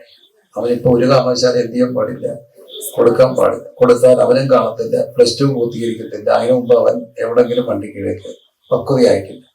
അപ്പം നമ്മള് പ്രാർത്ഥിക്കുമ്പോൾ പരിശുദ്ധാത്മാവ് നമുക്ക് വേണ്ടി മധ്യസ്ഥ ചെയ്യും. എങ്ങനെ ചെയ്യും? ദൈവഹിതപ്രകാരം. ദൈവത്തെയും പക്ഷപാതം, ആത്മാവ് പക്ഷപാതം ചെയ്യും. അപ്പൊ 2 കാര്യങ്ങൾ നമ്മൾ കണ്ടു. ഒന്ന്, കർത്താവ് നമുക്ക് വേണ്ടി പക്ഷപാതം ചെയ്യുന്നു. 2, പരിശുദ്ധാത്മാവ് നമുക്ക് വേണ്ടി എന്ത് ചെയ്യുന്നു? പക്ഷപാതം ചെയ്യുന്നു. ഈ പക്ഷപാത പ്രാർത്ഥനയില് നമുക്ക് ഏറ്റവും നല്ല മാതൃക നമ്മുടെ കർത്താവ് തന്നെയാണ്. ലൂക്കോസിന്റെ സുവിശേഷത്തിലേക്ക് നാം വരുമ്പോൾ നമുക്ക് വേണ്ടി പക്ഷപാതം ചെയ്യുന്ന കർത്താവിനെ കാണാൻ കഴിയും. കർത്താവിനെ ഏതായാലും പ്രാർത്ഥിക്കുമ്പോൾ താൻ നമുക്ക് വേണ്ടി പ്രാർത്ഥിക്കുകയാണ്. തന്നിൽ വിശ്വസിക്കാൻ ഇരിക്കുന്നവർക്ക് വേണ്ടി കൂടെ പ്രാർത്ഥിക്കുന്നുവെന്ന് യോഹന്നാന്റെ സുവിശേഷം 17-ാം അധ്യായത്തിന്റെ മധ്യസ്ഥ പ്രാർത്ഥനയെ കാണുന്നു. ലൂക്കോസിന്റെ സുവിശേഷം 3-ാമത് അധ്യായത്തിലേക്ക് വരുമ്പോൾ കർത്താവായ യേശുക്രിസ്തു പ്രാർത്ഥിക്കുക. 3-ാം അധ്യായം അതിന്റെ 22-ാമത്തെ വാക്യത്തെ കാണുന്നു. കർത്താവ് സ്നാനമേറ്റ് പ്രാർത്ഥിക്കുമ്പോൾ സ്വർഗം തുറന്നു. 22, പരിശുദ്ധാത്മാവ് ദേഹരൂപത്തിൽ പ്രാവെന്ന പോലെ കർത്താവിന്റെ മേൽ എന്ത് ചെയ്തു? ഇറങ്ങി വന്നു. ഒരു അശരീരി അവിടെ ശബ്ദം കേട്ടു, ഇവൻ എന്റെ പ്രിയപുത്രൻ, ഇവൻ എന്ത് ചെയ്യണം? ചെല്ലുക. അപ്പൊ സ്നാനമേറ്റ് കയറി ഉടനെ ക്രിസ്തു പ്രാർത്ഥിക്കുക. വയസ്സെത്ര? അതാണ് ഓർക്കേണ്ടത്. എത്ര വയസ്സാ? 30 വയസ്സേ ഉള്ളൂ. 30 വയസ്സുള്ള ചെറുപ്പക്കാരൻ കണ്ട പരിശുദ്ധസ്ഥലത്തിൽ നിന്ന് പ്രാർത്ഥിക്കുക. സാധാരണ പ്രാർത്ഥന എന്നൊക്കെ പറയുമ്പോൾ പ്രായമുള്ളവരുടെ ഒരു ലോകമായിട്ടൊക്കെ മാറും. എനിക്ക് സത്യത്തിൽ ഭയങ്കര സങ്കടകരമായ ഒരു വേദന ഉണ്ട്. ആ വേദന ഞാൻ എല്ലായിടത്തും പങ്കുവെക്കുക. ഇവിടെയും അത് പങ്കുവെക്കണം. പ്രാർത്ഥിക്കാൻ വേണ്ടിയാ. 20 വയസ്സിൽ താഴെയുള്ളവരൊന്ന് കൈപൊക്കിക്ക്. 20 വയസ്സിൽ താഴെയുള്ളവർ 1 2 3 4 1 5 6 ബാക്കി കുറച്ച് 7 8 9 10 പേര്, കുറച്ച് പേരുണ്ട്. ഒത്തിരി പാവുണ്ട്. ഇത്രയും പേരെ കണ്ട്. 30-നും 20-നും ഇടയ്ക്കുള്ളവരൊന്ന് കൈപൊക്കി. 30-നും 20-നും ഒറ്റയാണ്. 30-നും 40-നും ഇടയ്ക്കുള്ളവരൊന്ന് കൈപൊക്കി. 1 2 3 4 5 6 കുറച്ച് പേരുണ്ട്. ബാക്കി എല്ലാവരും 50-ന് മേളിലുള്ളവരുണ്ടേ. ഞാൻ പലയിടത്തും ചെല്ലുമ്പോൾ 20-ന് താഴെയുള്ളവർ 2, 30-ന് താഴെയുള്ളവർ 1, ചിലയിടത്ത് 0, 50-ന് മേളിലുള്ളവർ എല്ലാവരും. അവർ യോഗത്തിന് വരണ്ടെന്ന് ഞാൻ പറഞ്ഞില്ല. നിങ്ങൾ വരണ്ടെന്ന് ഞാൻ പറയുന്നത്. നിങ്ങളോട് വന്നതിന് പേര് എന്തോ നിങ്ങൾ വരണ്ടെന്ന് ഞാൻ പറഞ്ഞു. പക്ഷെ ഈ പിള്ളേരെല്ലാം എന്ത് ചെയ്യും? ഏറ്റവും വലിയൊരു സങ്കടമാണ്. പിള്ളേരെ കാണുന്നില്ല കൺവെൻഷൻ. ഞങ്ങളുടെ പ്രായത്തിലൊക്കെ എവിടെല്ലാം കൺവെൻഷൻ ഉണ്ടെങ്കിലും നമ്മൾ പോകുമായിരുന്നു. പാട്ട് കേൾക്കാൻ അതിലൊക്കെ പോകുമായിരുന്നു. എന്നിട്ട് തിരിച്ച് ആഘോഷമായിട്ട് നടന്നൊക്കെ വരും. എന്തോ രസമായിരുന്നു അറിയാം. അലച്ചു കൂവിയൊക്കെ വരും. പാട്ടൊക്കെ പാടി ഇടയ്ക്ക് 2 വാക്യമൊക്കെ വിളിച്ച് പറഞ്ഞു. പക്ഷെ ഇന്ന് മക്കളായിരുന്നു കൺവെൻഷനുകളൊക്കെ പോകുന്നതിലെന്നുള്ള സങ്കടമുണ്ട്. അപ്പൊ അതുകൊണ്ട് തന്നെ നമുക്കൊരു മാതൃകയുണ്ട്. 30 വയസ്സുള്ള യേശു എന്ത് ചെയ്യുക? പ്രാർത്ഥിക്കുക. ചെറുപ്പക്കാർക്ക് ഏറ്റവും നല്ല മാതൃക ക്രിസ്തുവാണ്. ക്രിസ്തു 30-ാമത്തെ വയസ്സിൽ സ്നാനമേറ്റ് കഴിഞ്ഞ ഉടനെ എന്ത് ചെയ്തു? പ്രാർത്ഥിച്ചു. നല്ലപോലൊക്കെ ഇരുന്ന് പ്രാർത്ഥിക്കുന്ന ഒരു 30-കാരനെ കാണണമെങ്കിൽ എന്ത് ചെയ്യും? വളരെ പ്രയാസകരമായ കാര്യം. 30-കാരൻ എങ്ങനെ ഇരുന്ന് പ്രാർത്ഥിക്കുക? 30 വയസ്സിൽ കർത്താവ് എന്ത് ചെയ്തു? പ്രാർത്ഥിച്ചു. പക്ഷെ ഈ കൊച്ചുങ്ങളെയൊക്കെ മുമ്പിൽ വല്ലതും തുറക്കണമെങ്കിൽ പ്രാർത്ഥിച്ചേ ഒക്കത്തു. കർത്താവ് പ്രാർത്ഥിച്ചപ്പോ എന്തോ തുറന്നു? ഒരു കാര്യം ഉറപ്പാ, ഇന്നും പ്രാർത്ഥിച്ച സ്വർഗം തുറക്കും. പ്രാർത്ഥനയുടെ മുമ്പിൽ എന്ത് ചെയ്യും? സ്വർഗം തുറക്കാൻ തുടങ്ങും. സ്വർഗം തുറക്കാൻ തുടങ്ങും. വേഗത്തിൽ മുമ്പോട്ട് പോകട്ടെ. ലൂക്കോസിന്റെ സുവിശേഷത്തിൽ കൂടെ തന്നെ മുമ്പോട്ട് പോകാം. മധ്യസ്ഥയാണ് ക്രിസ്തു. 4-ാം അധ്യായത്തിലേക്ക് വരുമ്പോൾ അതിന്റെ 42-ാമത്തെ വാക്യം, നേരം വെളുത്തപ്പോൾ അവൻ പുറപ്പെട്ട ഒരു നിർജ്ജന ദേശത്തേക്ക് പോയി എന്ന് കാണും. അപ്പൊ ക്രിസ്തു അധികാലത്ത് പോയി പ്രാർത്ഥിക്കണം. നേരം വെളുത്തപ്പം പോയി, അധികാലത്തെ പോയി. നമുക്കറിയാം ഈ പ്രഭാത കീർത്തനങ്ങളുണ്ട്. പ്രഭാത കീർത്തനങ്ങൾ, സിയോൻ ഗീതാവലികളുണ്ട്. നമുക്ക് ഇന്ന് ധാരാളം പാട്ടുകളുണ്ട്. ഒത്തിരി പാട്ടുകൾ ഇറങ്ങുന്നുണ്ട്. നല്ല നല്ല ഒത്തിരി പാട്ടുകൾ. പക്ഷെ ദൗർഭാഗ്യവശാൽ ഞാൻ ശ്രദ്ധിച്ച ഒരു കാര്യം, അതെന്തെങ്കിലും തിരുത്തുണ്ടെങ്കിൽ പറയാം. രാവിലെ പാടാൻ കൊള്ളാവുന്ന പാട്ട് അടുത്ത കാലത്ത് ആരെങ്കിലും എഴുതിയതൊന്ന് കാണിക്കാം. ഇവിടെ വലിയ പാട്ടുകാരെല്ലാം ഉണ്ട്. രാവിലെ പാടുന്ന പാട്ട്, അന്ന് പാടിയ പാട്ട്, വിഷകാലം നാം എഴുന്നേൽക്കുക, മനമേ പക്ഷി ഇണങ്ങണം, അത് രാവിലെ. ഇങ്ങനെ കുറച്ച് പാട്ടുകൾ അന്ന് ഒഴിച്ചാൽ പിന്നെ ആരും എന്താ ഈ രാവിലത്തെ പാട്ട് എഴുതാത്ത ഒറ്റക്കാര്യം. ഈ പാട്ടുകാരും ഇന്ന് എളുപ്പം എഴുന്നേക്കത്തില്ല. രാവിലെ എഴുന്നേക്കത്തില്ലെന്നുള്ളതായിരിക്കാം അതിന്റെ ഒരു കാരണം. അല്ല പിന്നെ ഈ രാവിലെ പാടുന്ന പാട്ട് വരത്തില്ല. പക്ഷെ നമ്മുടെ കർത്താവ് എപ്പോൾ എഴുന്നേറ്റു? രാവിലെ എഴുന്നേറ്റ് പ്രാർത്ഥിക്കാൻ പോയി. ഇനിയും കർത്താവ് കണ്ടോ? 5-ാം അധ്യായത്തിന്റെ 16-ാമത്തെ വാക്യം കണ്ടോ? അവിടുന്ന് നിർജ്ജന ദേശത്തേക്ക് വാങ്ങിപ്പോയി. ഒറ്റയ്ക്ക് ഒരു സ്ഥലത്തേക്ക് വാങ്ങിപ്പോയി എന്ത് ചെയ്തു? പ്രാർത്ഥിക്കുക. 6-ാം അധ്യായത്തിന്റെ 12, 6:12. ആ കാലത്ത് കർത്താവ് പ്രാർത്ഥിക്കേണ്ടതിന് എന്ത് ചെയ്തു? ഒരു മലയിൽ പോയി, ഉയർന്ന സ്ഥലത്ത് പോയി പ്രാർത്ഥിച്ചത് വളരെ ഗൗരവമുള്ളൊരു കാര്യം. ഈ ക്രൈസ്തവ വിശ്വാസികളായ എല്ലാവരുടെയും ഞാൻ ഉത്സാഹിപ്പിക്കുകയാണ്. പ്രായമുള്ളവരെ വിളിച്ച്, ആരോഗ്യമുള്ളവരൊക്കെ ഈ ടെറസൊക്കെ ഉണ്ടെങ്കിൽ അതിന്റെ മുകളിൽ കയറി നിന്നിട്ട് കൈനീട്ടി ചുറ്റുപാടിനെ പ്രാർത്ഥിക്കും. ഉറപ്പാണ് നിങ്ങൾ കൈനീട്ടി പ്രാർത്ഥിക്കുന്ന വീടുകളൊക്കെ കർത്താവിന്റെ സന്ധി വരും. കാരണം ഈ കണ്ടുകൊണ്ട് പ്രാർത്ഥിക്കുന്ന വലിയ അത്ഭുതങ്ങളാണ്. അതുകൊണ്ടായിരിക്കണം കർത്താവ് എവിടെ പോയി നമുക്ക് അബ്രഹാമിന്റെ ദൈവം കൊണ്ടുപോയി നിർത്തിട്ട് ചോദിക്കുന്നുണ്ട്, നീ കാണുന്ന ദേശമൊക്കെ നിനക്ക് അവകാശമായി. നീ കാണുന്ന ദേശമാണ്. അപ്പൊ കാഴ്ചക്ക് വലിയൊരു കാര്യമാണ്.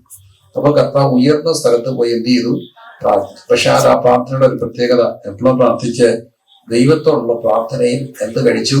രാത്രി കഴിച്ചു. അപ്പൊ കർത്താവ് പ്രാർത്ഥിച്ചു. അപ്പോഴാണ് രാത്രി പ്രാർത്ഥിച്ചു. വലിയ അനുഗ്രഹമുള്ളൊരു പ്രാർത്ഥനയാണ് രാത്രി പ്രാർത്ഥന. പകലും രാത്രിയും തമ്മിൽ എന്താ വ്യത്യാസം എന്നൊക്കെ ചോദിക്കാം. അത് കുറെ വ്യത്യാസമുണ്ട്. രാത്രിയിലാണ് ഈ പൈശാചിക ശക്തികളൊക്കെ ശക്തവും പ്രബലവും ഒക്കെ ആകുന്നത്. അതിന്റെ പ്രവർത്തനങ്ങൾ കൂടുതലും തുടങ്ങും. ഉദാഹരണം പറഞ്ഞാൽ, നട്ടുച്ചയ്ക്ക് ഒരു പാമ്പ് പോയിരുന്നു. പിള്ളേർ കരയുന്നു. അച്ഛൻ പറയുന്നു, നട്ടുച്ച വെയില, പേടിക്കണ്ട, ചേര വെള്ളം കുടിക്കാൻ ഇറങ്ങിയത്.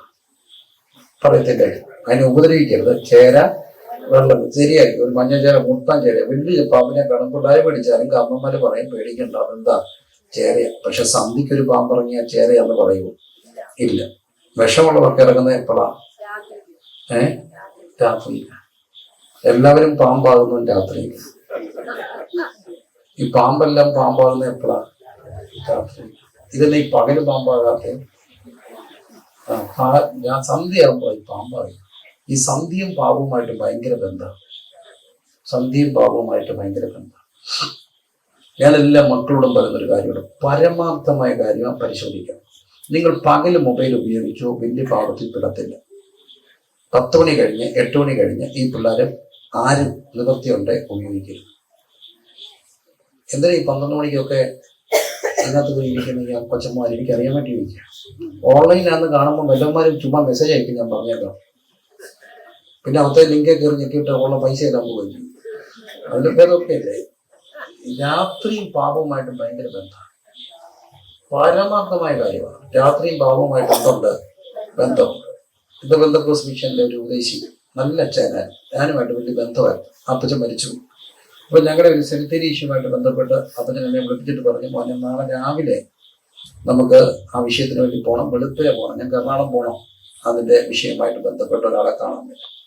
അപ്പൊ ഇതെല്ലാം പറഞ്ഞിട്ട് അപ്പച്ചൻ പറഞ്ഞു, പക്ഷെ എനിക്ക് അതിന്റെ ഫൈനൽ കൺസെന്റ് പറയണമെങ്കിൽ സീനിയർ അപ്പച്ചൻ വരണം. ഞാൻ പറഞ്ഞു, സീനിയർ അപ്പച്ചപ്പം വരും, രാത്രിയാവും, നമ്മുടെ ദൂരെ പോയേക്കും. ശരി. അപ്പൊ അപ്പച്ചൻ എല്ലാം വന്ന ഉടനെ എന്നെ വിളിക്കണേ. 10-65 വയസ്സുള്ള അപ്പച്ചൻ എന്നോട് പറഞ്ഞു, 10 മണി കഴിഞ്ഞാൽ പിന്നെ എന്റെ ഫോണിൽ നിന്ന് ഔട്ട്ഗോയിങ് പോകത്തില്ല. പോകത്തില്ല. അപ്പൊ ഞാൻ ചോദിച്ചൊരു അത്യാവശ്യമുള്ളത് എന്നെ വിളിച്ചു ഞാൻ. പക്ഷെ 10 മണി കഴിഞ്ഞാൽ അങ്ങോട്ട് ആരെയും എത്തിയിട്ടില്ല. 65 വയസ്സുള്ള അപ്പച്ചൻ പറഞ്ഞു. എനിക്കത് ഭയങ്കര. അപ്പോഴും നമ്മുടെ ആളെ വിളിച്ചപ്പോ 1 മണിക്ക് ബിസിയാണ്. ഞാൻ ചോദിച്ചാൽ പറയാം, ഐഡിയക്കാർ വിളിച്ച പൊട്ടനല്ലേ, അത് 1 മണിക്ക് ബിസിയാ. ഐഡിയക്കാരെ 1 മണിക്ക് എല്ലാം മുന്നേ പ്രിയരെ പാപം വരുന്ന രാത്രിയില്. അതുകൊണ്ട് ഈ പാപവും രാത്രിയുമായിട്ട് ബന്ധമുണ്ട്. അതുകൊണ്ട് തന്നെയാണ് കർത്താവ് പറയുന്നു, എപ്പോഴാണ് രാത്രി ചെലവഴിച്ചത്? പ്രാർത്ഥനയിൽ എപ്പോഴാണ് ചെലവഴിച്ചു? രാത്രിയിൽ പ്രാർത്ഥിച്ചു. അത് വലിയൊരു കാര്യമാണ്. രാത്രി പ്രാർത്ഥന വലിയ കാര്യങ്ങൾ നടക്കും. കാരണം ഈ ശത്രു നമുക്കെതിരെ മെനയുന്ന അമ്പുകളെ തകർക്കാൻ കഴിയുന്ന വലിയൊരു അസ്ത്രമാണ്. അതുകൊണ്ടാണ് സംഗീതത്തെ വായിക്കുന്നത്, നമ്മുടെ നീതിയുള്ള വിധികൾ ഹേതുവായി അവിടുത്തെ സ്തുതിക്കേണ്ടതിന് ഞാൻ എപ്പോൾ എഴുന്നേക്കും? അർദ്ധരാത്രി എഴുന്നേക്കും. രാത്രി എഴുന്നേറ്റ് പ്രാർത്ഥിക്കുക. ക്രിസ്തു നമുക്ക് മാതൃകയാണ്. നമുക്ക് കാണിച്ച കർത്താവ് എപ്പം പ്രാർത്ഥിച്ചും രാത്രി പ്രാർത്ഥിച്ചു. എല്ലാവരും പറഞ്ഞു എപ്പോഴാ പ്രാർത്ഥിക്കുക?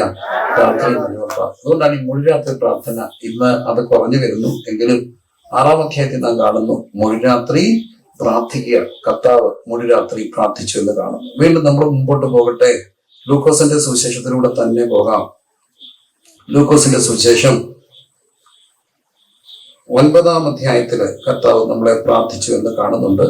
ലൂക്കോസിന്റെ സുവിശേഷം വീണ്ടും മുമ്പോട്ട് പോകുമ്പോൾ കർത്താവ് പ്രാർത്ഥിച്ചത് നാം കാണുകയാണ്.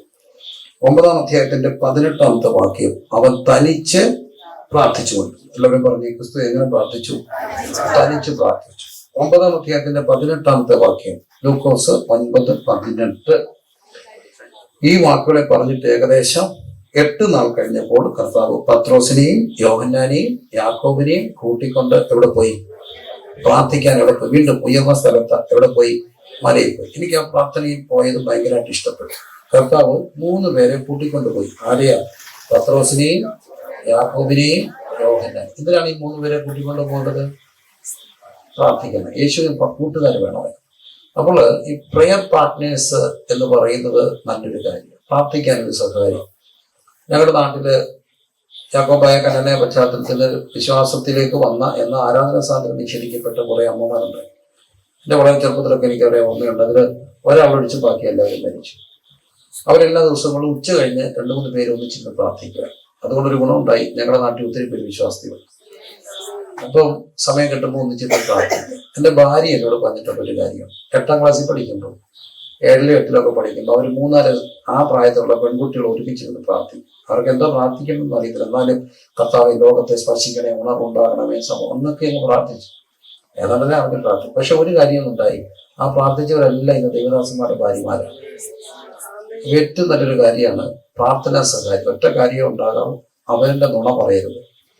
അത് നമ്മൾ തീരുമാനിച്ചാൽ മതി. ഇവിടെ സന്നിഹിതരല്ലാത്തവരുടെ കാര്യമൊന്നും എന്ത് ചെയ്യരുത്, പറയാതിരുന്നാൽ മതി. പ്രാർത്ഥനാ പങ്കാളി. എനിക്കൊരു പ്രാർത്ഥനാ പങ്കാളി ഉണ്ടെന്നുള്ളവരൊന്ന് കൈകൊണ്ടാണ് ദൈവനിഗ്രഹിക്കും. പ്രാർത്ഥന ഓരോ വിഷയം വന്ന ഒരാളെ ഇരിക്കുക, നമുക്ക് അല്പനായി ഇരിക്കാം, ഒന്ന് പ്രാർത്ഥിക്കാം എന്ന് പറഞ്ഞ് പ്രാർത്ഥിക്കുക. പ്രാർത്ഥനാ പങ്കാളിത്തം വേണം. സകല നമുക്കൊന്ന് പ്രാർത്ഥിക്കാം. ഉച്ചകളിലൊക്കെ വെറുതെ ഇരുന്ന് കളയാതെ പ്രാർത്ഥിക്കാനുണ്ട്. കർത്താവ് പോലും പ്രാർത്ഥനാ പങ്കാളികളുണ്ടായിരുന്നു. ആരൊക്കെയാ? പത്രോസും യാക്കോബും യോഹന്നാനും. എല്ലാ മക്കളോടും പറയട്ടെ, കുഞ്ഞു പ്രായത്തിലൊക്കെ ഈ വെറുതെ ഒക്കെ കറങ്ങാതെ 2-3 പിള്ളേരൊക്കെ ഒരുമിച്ച് കൂടി പ്രാർത്ഥിക്കുക. ഈ പ്രായത്തിലുള്ള മക്കളൊക്കെ ഒരുമിച്ചൊന്ന് കൂടി വളരെ നമുക്കൊന്ന് പ്രാർത്ഥിക്കാന്ന് പറഞ്ഞൊരു വീട്ടിൽ കൂടിക്കുകയും ആരും നമ്മളെ എതിർക്കത്തില്ല. പിന്നെ അല്ലാതെ ഞങ്ങളെല്ലാം കൂടെ എന്താണ് സ്ലീപ്പ് ഓവർന്ന് പോവുക, അവിടെ വീട്ടിൽ കിടക്കാൻ പോകാന്ന് പറയുമ്പോൾ അമ്മയ്ക്ക് ദേഷ്യം വരും. എന്നാ ഉച്ചയ്ക്ക് പ്രാർത്ഥിക്കാൻ പോകുമെന്ന് പറഞ്ഞാൽ നമുക്ക് അത്ര സങ്കടം വരുമോ? ഇല്ല. അപ്പം പ്രാർത്ഥനാ പങ്കാളി ഉണ്ടോ, അവരെല്ലാം നാളെ അനുഗ്രഹിക്കപ്പെടും. അതുകൊണ്ട് ഒരു കാര്യം ഓർത്തന്നെ, കർത്താവിന് പ്രാർത്ഥനാ പങ്കാളികളുണ്ടായിരുന്നു. പത്രോസും യാക്കോബും യോഹന്നാനും. അവരെയും കൂട്ടിക്കൊണ്ട് യേശു എന്ത് ചെയ്ത് പോയി? പ്രാർത്ഥിക്കാൻ പോയി. Prayer partners. തനിച്ച് പ്രാർത്ഥിച്ചു, വെളുപ്പിനെ പ്രാർത്ഥിച്ചു, രാത്രി പ്രാർത്ഥിച്ചു. പക്ഷെ ഇവിടെ കൂട്ടായിട്ട് പ്രാർത്ഥിച്ചു. പക്ഷെ അവിടെ ഇരിക്കുമ്പോൾ ഒരു കാര്യം ഉണ്ടായി. അവൻ പ്രാർത്ഥിക്കുമ്പോൾ അവന്റെ മുഖത്തിന്റെ ഭാവം മാറി എന്ന് കാരണം ഉടുപ്പ് മിന്നുന്ന വെള്ളയായി തീർന്നു. ഒരു കാര്യം ഉറപ്പാണ്, പ്രാർത്ഥനയിൽ നമ്മൾ വർദ്ധിച്ചു വരാമെങ്കിൽ നമ്മുടെ മുഖത്ത് വലിയൊരു മാറ്റം ഉണ്ടാകും. കാരണം കർത്താവ് പറയുന്ന ഒരു വചനമുണ്ട്. കർത്താവിന്റെ വചനത്തെ ഞാൻ വായിക്കുന്നു, അവങ്കിലേക്ക് നോക്കിയവർ അവരുടെ മുഖം എന്ത് ചെയ്തില്ല, രക്ഷിച്ചു പോയി. അപ്പൊ മുമ്പോട്ട് നമുക്ക് പോകുമ്പോൾ പ്രാർത്ഥിച്ചാൽ മുഖത്തൊരു പ്രകാശം ഉണ്ടാകും. പരമാർത്ഥാണ്, പ്രകാശം ഉണ്ടാകും. ലൂക്കോസിന്റെ സുവിശേഷം 11-ാം അധ്യായത്തിൽ കാണുന്നു, അവൻ തനിച്ച് പ്രാർത്ഥിച്ചു കൊണ്ടിരുന്നു. ശിഷ്യന്മാർ അടുക്കലുണ്ടായിരുന്നു. പ്രാർത്ഥിച്ചു കഴിഞ്ഞപ്പോൾ ശിഷ്യർ അടുക്ക വന്നിട്ട് പറഞ്ഞു, ഞങ്ങളെ എന്ത് ചെയ്യാൻ പഠിപ്പിക്കണം? പ്രാർത്ഥിക്കാൻ പഠിപ്പിക്കണം. എല്ലാവരും ചേർന്ന് പറഞ്ഞ് കർത്താവിന്റെ അടുക്ക വന്ന് പറഞ്ഞു, ഞങ്ങളെ എന്ത് ചെയ്യാൻ പഠിപ്പിക്കണം? ഞാൻ ആരെയും കുറ്റം പറയത്തില്ല, എനിക്കത് ഇഷ്ടമുള്ള കാര്യമല്ല. എങ്കിലും ചില കാര്യങ്ങൾ കാണുന്നത് പരമാർത്ഥമായിട്ട് ഒന്ന് അനലൈസ് ചെയ്ത് പറയുക. നമ്മൾ ഈ പിള്ളേരോട് പറയും പ്രാർത്ഥിക്കും. സത്യത്തിൽ പ്രാർത്ഥിക്കാൻ പഠിപ്പിക്കേണ്ട കാര്യമൊന്നുമില്ല. നമ്മൾ അവരുടെ മുമ്പിൽ നിന്ന് എന്ത് ചെയ്താൽ മതി? പ്രാർത്ഥിച്ചാൽ മതി. അവർ തന്നെ എന്ത് ചെയ്യാൻ പഠിക്കും? പ്രാർത്ഥിക്കാൻ പഠിക്കും. പക്ഷെ അതിനകത്ത് കൂടുതലും മക്കൾ നോക്കുന്നത് അമ്മയാണോ അപ്പനെയാണോ? അമ്മയെ നോക്കും, അപ്പനെ നോക്കും. അമ്മ പറയുന്നതാണോ കാര്യം, അപ്പം പറയുന്നതാണോ? അപ്പം അതിന് കാര്യമുണ്ട്. അമ്മ രാവിലെ തോക്ക് ലോഡ് ചെയ്യും, AK-47 എടുക്കും. എഴുന്നേക്കടി, പടിക്കടി, പുളിക്കടി, വാടി, പോടി, കൊച്ചവസാനം പറയും, ഞാനൊന്ന് ഇരിക്കുന്ന കാണുന്ന ഈ അമ്മയ്ക്ക് കാണുക തയ്ക്കത്തില്ലേ? അവൻ ചിരിച്ചു. ഞാനൊന്ന് ചുമ്മാ ഇരിക്കുന്ന കാണുന്നത് ഈ അമ്മയ്ക്ക് സോക്കേടാ. എന്നെ പ്രശ്നം ചെയ്യും. ശരിയല്ലേ മോളെ? അവള് പറഞ്ഞു സത്യ. രാവിലെ ഇതിനകത്ത് ഉണ്ട കയറ്റിയിട്ട എപ്പം വരെ പടി പൊട്ടും? കിടക്കുന്നത് വരെ പടി പൊട്ടും. അതാണ് ഈ വെടിപൊട്ടതുകൊണ്ടാണ് അച്ചായൻ മാന്യമായിട്ടിരിക്കുന്നത്. അച്ചായൻ ഒരു കാര്യത്തിൽ ഇടപെടത്തില്ല. അപ്പൊ അതിനിടയ്ക്ക് അമ്മ പറയുന്നതാണ്, ഇങ്ങനൊന്നും അറിയണ്ടായി, ഇങ്ങനൊന്നും അറിയാം. അപ്പൊ പുള്ളി പിന്നെ അതെല്ലായിടത്തും അങ്ങനെയൊക്കെയാ. ഞാൻ ഇത് ലൈവ് പോവാണ്.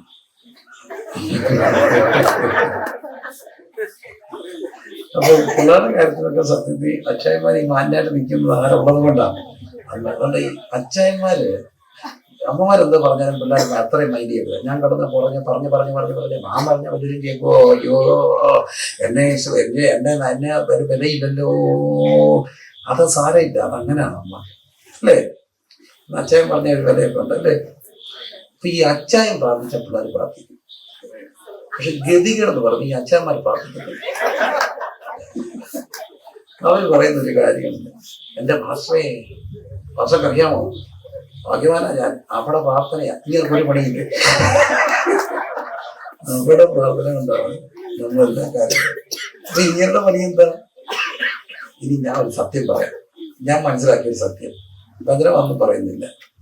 ഈ സഹോദരിമാരെ 3 ദിവസം ഉപയോഗിച്ച് പ്രാർത്ഥിക്കുന്നത് ഞങ്ങളൊരു ദിവസം ഇരുന്നാൽ സാധിക്കും. അതങ്ങനെ. കാരണം ഈ സ്ത്രീയുടെ തല പുരുഷന്റെ തല കുറച്ചുകൂടെ അടുത്തുകൊണ്ടായിരിക്കും. നമ്മൾ പ്രാർത്ഥിച്ച വേദന. അപ്പം കർത്താവ് തനിച്ച് പ്രാർത്ഥിച്ചപ്പോൾ ശിഷ്യന്മാരെടുത്ത് വന്ന് പറഞ്ഞു, ഞങ്ങളെ എന്ത് ചെയ്യാൻ പഠിക്കണം. അതുകൊണ്ട് സഹോദരന്മാർ പ്രാർത്ഥിച്ച ആര് പ്രാർത്ഥിച്ചോളും? മക്കളെ പ്രാർത്ഥിക്കും. അവരെ പിന്നെ നമ്മളിങ്ങനെ പുറകെ അടിക്കൊന്നും വേണ്ട. നമ്മൾ സീരിയസ് ആയിട്ട് പ്രാർത്ഥിച്ചു. ഇന്നൊരു ദേവദാസം ഒരു ദൂത് പറഞ്ഞു. ഞാൻ ഈ ദൂതിലൊക്കെ വിശ്വസിക്കുന്നതാണ്. അദ്ദേഹം ദൂത് പറഞ്ഞു, നിങ്ങളുടെ കുഞ്ഞുങ്ങൾ പഠിക്കുന്നില്ല, ബുദ്ധിയില്ലെങ്കിൽ നിങ്ങൾ FS ലേഖനം മൊത്തം വായിക്കുക, ബൈബിൾ ജ്ഞാനം വർദ്ധിക്കുക, അങ്ങനെ കൊച്ചിന്റെ കെട്ടുപൊട്ടിക്കുക. കൊച്ചിന്റെ കെട്ടുപൊട്ടിക്കണേ ആദ്യം നിങ്ങൾ എന്തോ പഠിക്കുക, വേദോസം പഠിക്കുക. അപ്പൊ നമുക്ക് ജ്ഞാനം വർദ്ധിക്കുമ്പോൾ കൊച്ചിന്റെ കെട്ട് എന്ത് ചെയ്തോളൂ, പൊട്ടോളൂ. കൊച്ചിനെ കെട്ടി വലിയ കാര്യമൊക്കെ പറ, പോലീസിന്റെ കാര്യങ്ങളൊക്കെ പറ, നിശ്ചിത കാര്യമൊക്കെ പറ, തന്നെ കെട്ടുപൊട്ടുള്ളൂ. ഒരു തരത്തിൽ അതൊരു സത്യമല്ലേ? അപ്പോൾ അങ്ങനെയാണെങ്കിൽ നമ്മളോട് ദൈവാത്മാവ് പറയുന്ന ഒരു കാര്യമുണ്ട്. കർത്താവ് പ്രാർത്ഥിച്ചപ്പോൾ ശിഷ്യന്മാർ വന്ന് പറഞ്ഞു ഞങ്ങളെ എന്ത് ചെയ്യാൻ പഠിപ്പിക്കണം, പ്രാർത്ഥിക്കണം. അപ്പൊ നമ്മൾ പ്രാർത്ഥിച്ചാലേ അവർ പ്രാർത്ഥിക്കാൻ പഠിക്കത്തുള്ളൂ. ഒരു കഥ ഞാൻ കേട്ടിട്ടുണ്ട്, വായിച്ച കഥയാണ്. കഥ ഇതാണ്: അമ്മയുടെ മകനാണ്, പക്ഷെ അമ്മയുടെ മകൻ നിരീശ്വരവാദിയാണ്, ദൈവത്തെ വിശ്വാസമൊന്നും. അങ്ങനെ അവന് ദൈവത്തെ വിശ്വാസം ഇല്ലാതെ പറഞ്ഞു അവൻ സ്വയത്തിൽ ആശ്രയിച്ച് പഠിക്കാൻ എടുക്കാൻ വലിയ ഉന്നത ജോലിയൊക്കെ കിട്ടി. പക്ഷേ ഈ ജോലിയുടെ ഭാഗമായിട്ടൊക്കെ പോകുമ്പോൾ നക്സലുകാരുടെ കൈകളിൽപ്പെട്ട് കണ്ണ് കെട്ടപ്പെട്ട് കുടുംബനത്തിൽ കൊണ്ടുപോയി. ഈ സർക്കാർ ജോലിക്കാരെയൊക്കെ തട്ടിക്കൊണ്ടുപോകും. അങ്ങനെ കൊണ്ടുപോയി കിട്ടുമ്പോനെ അവരെ കെട്ടിയിട്ടിട്ട് കുടുംബനത്തിൽ കൊണ്ടുപോയി വെടിവെക്കാൻ തുടങ്ങി. കാഞ്ചി വലിച്ചു, വെടി പൊട്ടുന്നില്ല. വീണ്ടും വലിച്ചു, വെടി പൊട്ടുന്നില്ല. അപ്പം ഇവര് തമ്മിൽ പറയും ഇതിനെ തോക്കിന്ന് കൊണ്ടുപോകാം. കുറച്ചു നേരം ഇവരുടെ സംസാരം കേട്ടപ്പോൾ അവൻ അവരോട് ചോദിച്ചു എത്ര മണിയായി. അപ്പൊ അവര് പറഞ്ഞു ഉച്ചയ്ക്ക് 1 മണിയായി. അപ്പൊ ഈ മനുഷ്യൻ പറഞ്ഞു വെടി പൊട്ടത്തില്ല, അമ്മ ഉച്ചയ്ക്കിരുന്ന് എനിക്ക് വേണ്ടി പ്രാർത്ഥിക്കുന്ന സമയം. ഏതെങ്കിലും ഒരു സമയത്ത് അവർ പഠിക്കും പ്രാർത്ഥനയ്ക്ക് പ്രയോജനമുണ്ട് എന്നല്ലെങ്കിൽ നാളെ അവർ മനസ്സിലാക്കും. ഇപ്പോഴൊക്കെ നമ്മളോടൊക്കെ ഇങ്ങനെ പറഞ്ഞാലും നാളെ അവർ പറയും അച്ചായൻ പ്രാർത്ഥിച്ചതാണ്. അതുകൊണ്ട് പ്രാർത്ഥിക്കാൻ പഠിക്കുക ചെറിയൊരു കാര്യമല്ല. പ്രാർത്ഥിച്ച കർത്താവിന്റെ ശിഷ്യരും എന്ത് ചെയ്യാൻ പഠിക്കുക.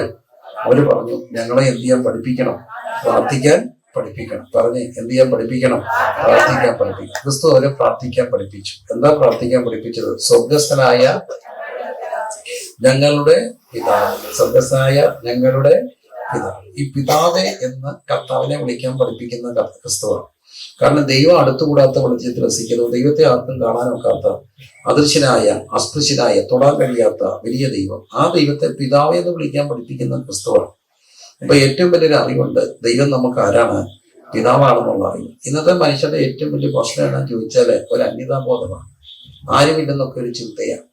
പലരും ആത്മഹത്യയിലൊക്കെ പോകുന്നത് എന്തുകൊണ്ടാണെന്ന് അറിയാമോ? അവർക്ക് ആരുമില്ലെന്നൊരു ചിന്ത വരുമ്പോഴാണ് എന്ത് ചെയ്യുക, ആത്മഹത്യയിലേക്ക് പോവുക. മനുഷ്യരുടെയൊക്കെ പ്രശ്നം ആൾക്കൂട്ടത്തിൽ തനിയെന്നൊക്കെ പറയുന്നത്. ഞാൻ ഈ അടുത്തിടയ്ക്ക് വായിച്ച ഒരു ഡെഫിനിഷൻ ഉണ്ട്. സിറ്റി എന്ന് പറയുന്നുണ്ട് definition. City is a place where there are lot of lonely people staying together. ആരുമില്ലാത്തൊരു മനുഷ്യർ ഒരുമിച്ച് താമസിക്കുന്ന ഒരു സ്ഥലത്തെ എന്തെന്ന് വിളിക്കാം, സിറ്റി എന്ന് വിളിക്കാം. സത്യമല്ലേ? കോട്ടയം പട്ടണം ഇപ്പം പട്ടണമാകുക, ഫ്ലാറ്റുകൾ വരുമ്പോൾ കൂടുതൽ. അപ്പുറത്തെ ഫ്ലാറ്റിൽ ആരാന്ന് ഇപ്പുറത്ത് താമസിക്കുന്നവർക്ക് അറിയില്ല. നമ്മുടെ ജീവിതം അങ്ങനെയൊക്കെ പോവുകയാണ്. അപ്പോൾ ആരോരും ഇല്ലാത്ത കുറെ പേരുടെ ലോകമായിട്ടൊക്കെ ഈ ലോകം മാറുക. ഇവിടെയൊക്കെയാണ് ആ ബോധത്തിന് വ്യത്യാസം വരുന്ന ഒരിടമുണ്ട്. കാമ്പിൽ നാം ദൈവമക്കളെന്ന് വിളിക്കപ്പെടുക. അവിടുത്തെ കൈക്കൊണ്ട് അവന്റെ നാമത്തിൽ വിശ്വസിക്കുമ്പോൾ നാം ആരായി മാറും? ദൈവമക്കളായി മാറും. ദൈവമക്കളായി മാറുമ്പോൾ പിന്നെ ഒരു ചിന്ത അങ്ങ് മാറും. എനിക്ക് ആരും ഇല്ലെന്നുള്ള ചിന്ത അങ്ങ് മാറും. ആരുമില്ല, അവിടെ നമുക്കൊരു പിതാവുണ്ട്. അതുകൊണ്ടാണ് പറയുക സ്വർഗസ്ഥനായ ഞങ്ങളുടെ പിതാവ്. ദൈവത്തെ പിതാവ് എന്ന് വിളിക്കുന്നതുകൊണ്ട് വേണം പ്രാർത്ഥനയുടെ ഏറ്റവും വലിയ അറിവ് നമുക്കൊരു പിതാവുണ്ടെന്നുള്ള അറിവാണ്. ആ പിതാവിനൊരു പ്രത്യേകതയുണ്ട്. നാം ചോദിക്കും മുമ്പ് നമ്മുടെ ആവശ്യം അറിയുന്ന ഒരു പിതാവ്, അല്ലേ? നാം ചോദിക്കും മുമ്പ് നമ്മുടെ ആവശ്യം അറിയുന്ന ഒരു പിതാവുണ്ട്. നിങ്ങളുടെ പിതാവ് സദ്ഗുണപൂർണനായിരിക്കുന്ന പോലെ നിങ്ങളും സദ്ഗുണപൂർണരായി. ദൈവം നമുക്ക് പിതാവായിട്ടുണ്ടെന്നുള്ള അറിവ്, ആ അറിവ് നമ്മുടെ ഒരു കാര്യം മാറ്റും. അനാഥത്വം മാറ്റും. ആരുമില്ലെന്നുള്ള ചിന്ത മാറ്റും. ദൈവം എല്ലാം അറിയുന്നവനായി ഒരു നല്ല പിതാവായി നമുക്കുണ്ടെന്നുള്ള ബോധ്യം. ആ ബോധ്യം എങ്ങനെ ഉണ്ടാകുക? അതുകൊണ്ടാണ് ക്രിസ്തുവിനെ രക്ഷകനായി സ്വീകരിക്കുമ്പോൾ, വ്യക്തിപരമായി കർത്താവിനെ രക്ഷകനും കർത്താവുമായി സ്വീകരിക്കുമ്പോൾ നമ്മുടെ സ്റ്റാറ്റസ് മാറുക. ദൈവത്തിന്റെ മക്കളായി മാറുന്നു. ആദാമിന്റെ മക്കൾ കർത്താവിന്റെ മക്കളായി മാറുമ്പോൾ ദൈവം നമുക്ക് പിതാവായി മാറുന്നു. ഹല്ലേലൂയ. ആ പിതാവായിട്ട് മാറിയവർക്ക് ഒരു ഭയങ്കര സന്തോഷമുണ്ട്. എന്റെ എല്ലാം അറിയുന്ന ഒരു പിതാവുണ്ട്. ചോദിക്കും മുമ്പ് നിങ്ങളുടെ ആവശ്യമാണ്. ഞാൻ എൻ്റെ ഒരു അനുഭവം പലയിടത്തും പങ്കുവച്ചിട്ടുണ്ട്. പക്ഷെ എനിക്കത് പറയാൻ ഭയങ്കര ഇഷ്ടം. ഒത്തിരി നാൾക്ക് മുമ്പ്, ഇതൊന്നും അല്ല, കുറേ നാൾക്ക് മുമ്പ് ഞാൻ തിരുവനന്തപുരത്തു നിന്ന് വരിക. ഒരു മീറ്റിംഗ് കഴിഞ്ഞു. അങ്ങനെ വരുമ്പോൾ ഒരു 4 മണിയൊക്കെ ആകാറാകുമ്പോൾ എന്നെ എൻ്റെ ഒരു സഹോദരൻ വിളിച്ചു. നല്ലൊരു സ്നേഹിതനാണ്. അദ്ദേഹം വിളിച്ചിട്ട് പറഞ്ഞു, അദ്ദേഹം ദൂരെ നിന്നാണ് വരിക, പക്ഷെ എനിക്ക് റാന്നി വഴി ഞാൻ വരുന്നുണ്ട്, എനിക്ക് വീട്ടിൽ കയറാൻ സമയമില്ല. അതുകൊണ്ട് റാന്നി അറിയാവുന്നവർക്ക് ജംഗ്ഷനിലോട്ട് ആരെങ്കിലും പെട്ടെന്ന് വിടണം. ഞാൻ ചോദിച്ചു അതെന്നെ? എൻ്റെ കയ്യിൽ ഇച്ചിരി പ്രോൺസ് ഉണ്ട്, അതൊന്നും തരാൻ വേണ്ടിയാ. അപ്പൊ ആരെങ്കിലും ഒന്ന് വിട്ടേക്കണേ. അപ്പൊ ഞാൻ പെട്ടെന്ന് വീട്ടിൽ വിളിച്ചിട്ട് പറഞ്ഞു, പിന്നാലെ വരുന്നുണ്ട്, കയ്യിൽ പ്രോൺസ് ഉണ്ട്, ആരെങ്കിലും ഒന്ന് വിട്ടാൻ മേടിക്കും. ഇത് കേട്ടപ്പോൾ എൻ്റെ ഭാര്യ ഫോൺ പിടിച്ചുകൊണ്ട് കരയാൻ തുടങ്ങി. വിങ്ങി പൊട്ടുന്ന പോലൊക്കെ എനിക്ക് തോന്നി. ഞാൻ ചോദിച്ചു, പ്രോൺസും കരച്ചിലുമായിട്ട് എന്തിനാ പറ്റും? എന്നുവെച്ചാൽ നീ എന്തിനാ സങ്കടപ്പെടുക? അവൾ വല്ലാതെ വിങ്ങിക്കൊണ്ട് പറഞ്ഞു, കുഞ്ഞ് 4 മണിക്ക് സ്കൂളിൽ നിന്ന് വന്നു. സ്കൂളിൽ നിന്ന് വന്നിട്ട് അവളിങ്ങനെ അമ്മയോട് പറഞ്ഞു, അമ്മ ഞങ്ങളുടെ ക്ലാസ്സിൽ ഇന്ന് ഒരു കുട്ടി പ്രോൺസ് ബിരിയാണി കൊണ്ടുവന്നു, എന്നിട്ട് ഞങ്ങൾക്കൊക്കെ ഷെയർ ചെയ്തു, നല്ല രുചിയായിരുന്നു. എന്നിട്ട് എടുത്ത കൈയോട് പറഞ്ഞു, ഇച്ചിരി പ്രോൺസ് മേടിച്ചൊരു ബിരിയാണി വെച്ചിരുന്നു. എന്നിട്ട് അടുത്ത കൊട്ടേഷൻ, നടക്കത്തില്ലെന്ന് അറിയാമേ, നടക്കത്തില്ലെന്ന് അറിയാമേ, പറഞ്ഞെന്നേ ഉള്ളേ. കൊട്ടേഷനാ തള്ള പിള്ളേരുടെ, അവർക്കറിയാതൊന്നും നടക്കാൻ പോകുന്നില്ല. നമുക്ക് ഇനി ഫോൺസ് മേടിക്കും ബിരിയാണിയൊക്കെ ആണ്. അതിനിടയ്ക്ക് എന്ത് നടക്കാൻ? ഇത് പറഞ്ഞ് വായി വിട്ടപ്പോഴാണ് അറിയുക ഒരാള് പ്രോൺസ്. ഞാൻ അദ്ദേഹത്തെ വിളിച്ച് ചോദിച്ചു എപ്പോഴും മേടിച്ചേ എവിടുന്ന? അദ്ദേഹം പറഞ്ഞ ആലപ്പുഴ വഴി വന്നപ്പോൾ ഉച്ചയ്ക്ക് പ്രോൺസ് ഇരിക്കുന്ന കണ്ടപ്പോൾ തോന്നി ഇച്ചിരി പാഴ്സലും മേടിച്ചേക്കാം. പെട്ടെന്ന് എന്നോട് ഞാൻ വീട്ടിൽ വന്ന് കുഞ്ഞുങ്ങളോട് പറഞ്ഞു, ഉച്ചയ്ക്ക് പ്രോൺസ് കഴിച്ചപ്പോഴാണ് ആലോചിക്കുന്നത് വീട്ടിൽ ചെല്ലുമ്പോൾ അമ്മയോട് പറയണമെന്ന്. പറഞ്ഞു ഇല്ല. ഞാൻ കുഞ്ഞുങ്ങളോട് പറഞ്ഞു, മുഖ്യമന്ത്രിയുടെ മോളാണ് ചോദിച്ചാൽ കേട്ടു, ഡോക്ടറുടെ മോളാണ് പറഞ്ഞാൽ കേട്ടു. പക്ഷെ ചോദിക്കാതെ തരുന്ന ഒരു അപ്പൻ്റെ മക്കളുണ്ടെങ്കിൽ അധികം മക്കൾ ചോദിക്കുന്നുണ്ട്. നിങ്ങളുടെ ആവശ്യം അറിയുന്നുണ്ട്. അത്ര വലിയൊരു ബന്ധമാണ് ഈ പിതാവുമായി. ഈ പിതാവിനൊരു പ്രത്യേകതയുണ്ട്. തിബിരിയാസിന്റെ കടൽക്കര ഇങ്ങനെ വന്ന് നിൽക്കുക, ആ മക്കളൊക്കെ ഇങ്ങനെ തെറ്റിപ്പോയി. എന്നിട്ടോ രാത്രി മുഴുവൻ പോയി, വല്ലതും കിട്ടിയോ? ഒന്നും കിട്ടിയില്ല. തിരിച്ചു വരിക. ഇന്നത്തെ ഭാഷ പറഞ്ഞ വീട്ടൊക്കെ 4 വർഷം കഴിഞ്ഞിട്ട് അരിയറുമായിട്ട് വന്ന് നിൽക്കുക. നമ്മുടെ അപ്പനാണെ പറഞ്ഞേനെ, അയ്യട വന്ന് നിൽക്കുന്നു, കഴിപ്പ് കുറയ്ക്കരുത്, കൊടുക്കടി 2 മുട്ട കൂടുതൽ, ഇപ്പോഴും ഞാൻ ചെറുവിനെ കൊടുക്കും. പക്ഷെ എന്റെ നമ്പരം വന്ന് പറഞ്ഞൊരു കാര്യം കണ്ടോ, കുഞ്ഞുങ്ങളെ വല്ലതും കഴിച്ചോ എന്നൊക്കെ ചോദിക്കും. ഇങ്ങനൊക്കെ ചോദിക്കാൻ കഴിയുന്ന ഒരു പിതാവ്. എന്നോടൊരു സുഹൃത്ത് പറഞ്ഞു, അവരൊന്നും ഉദ്ദേശിയ അവന്റെ അപ്പന് വിദ്യാർത്ഥി സംഘ രാഷ്ട്രീയം പ്രബലമായിരുന്ന ഒരു കാലഘട്ടത്തിൽ കലാപരാഷ്ട്രീയത്തിലൂടെ കലാലയങ്ങൾ കടന്നുപോയൊരു കാലം. ആ കാലഘട്ടത്തില് ഒരു വിദ്യാർത്ഥി പ്രസ്ഥാനത്തിന്റെ സമരമൊക്കെ ആയിട്ട് ബന്ധപ്പെട്ട് പോലീസ് അറസ്റ്റ് ചെയ്തു. ആ വിദ്യാർത്ഥി പ്രസ്ഥാനം അന്ന് പ്രതിപക്ഷ രാഷ്ട്രീയ പാർട്ടിയുടെ പ്രസ്ഥാനം.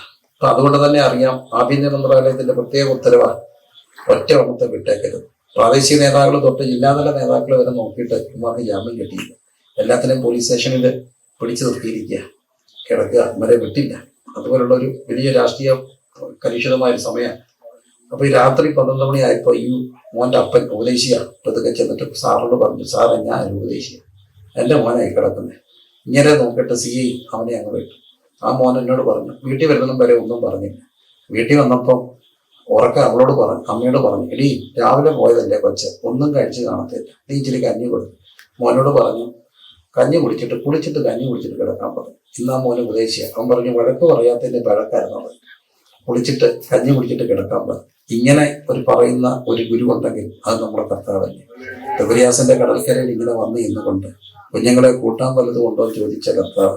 ഈ രാത്രി ആ കർത്താവ് നമുക്ക് പിതാവാണെന്നുള്ളൊരു അറിവ് വേണം. കാരണം നാം ദൈവമക്കളെന്നറിയപ്പെടാം. പിതാവ് നമുക്ക് അത്ര വലിയ പദവിയിലാണ്. ഈ പിതാവിന്റെ പ്രത്യേകത കണ്ണു നിറഞ്ഞാൽ അറിയാവുന്ന ഒരു പിതാവാണ്, മുഖം പാടിയാൽ അറിയാവുന്ന ഒരു പിതാവാണ്. അതുകൊണ്ട് തന്നെയാണ് സാധു പാടുക, പിതാവില്ലാത്തൊക്കെ നല്ലൊരു ധാതനം, പെറ്റമ്മയെ കവിഞ്ഞാദ്രവാനും വിധവയുടെ കാന്തനും സാധുവിനപ്പവും എല്ലാവർക്കും എല്ലാമായ കർത്താവ്. കണ്ണുകളെല്ലാം അടച്ച് പിതാവിന്റെ സന്നിധിയില് നമുക്കൊന്ന് അടുത്ത് വന്നിട്ട് പറയാൻ കഴിയണം. ചോദിക്കും മുമ്പ് നിങ്ങളുടെ ആവശ്യം അറിയുന്ന ഒരു പിതാവ്. കർത്താവ് പ്രാർത്ഥിക്കാൻ പഠിപ്പിക്കുകയാണ്. പറഞ്ഞു, നമുക്ക് ആരുണ്ട്? ഒരു പിതാവുണ്ട്. ഈ ദൈവം നമ്മുടെ പിതാവാണ്, എല്ലാം അറിയുന്ന ഒരു പിതാവാണ്. ആ പിതാവിന്റെ അടുക്കലാണ് നാം പ്രാർത്ഥിക്കുക എന്നുള്ളത്. സ്വർഗസ്ഥനായ ഞങ്ങളുടെ പിതാവേ, എല്ലാവരും ചേർന്ന് പറഞ്ഞേ, സ്വർഗസ്ഥനായ, കരങ്ങൾ ഉയർത്തി പറഞ്ഞേ, സ്വർഗസ്ഥനായ ഞങ്ങളുടെ പിതാവ്. കണ്ണുകളെല്ലാം അടച്ച് അപ്പാന്ന് വിളിച്ചേ. കർത്താവ് വിളിക്കാൻ പഠിപ്പിച്ച ഒരു പേര് അരാമിക്കലൊരു പേരാ, അത് അബ്ബാന്നൊരു പേരാ. അരാമിക്കൽ അതിന് നമ്മുടെ അപ്പായ അബ്ബാ, പിതാവേ. കണ്ണെല്ലാം അടച്ച് പ്രാർത്ഥിച്ചിട്ട് യേശുവെ അബ്ബാന്ന് വിളിച്ച്, അത് very word which you would like to call your dad.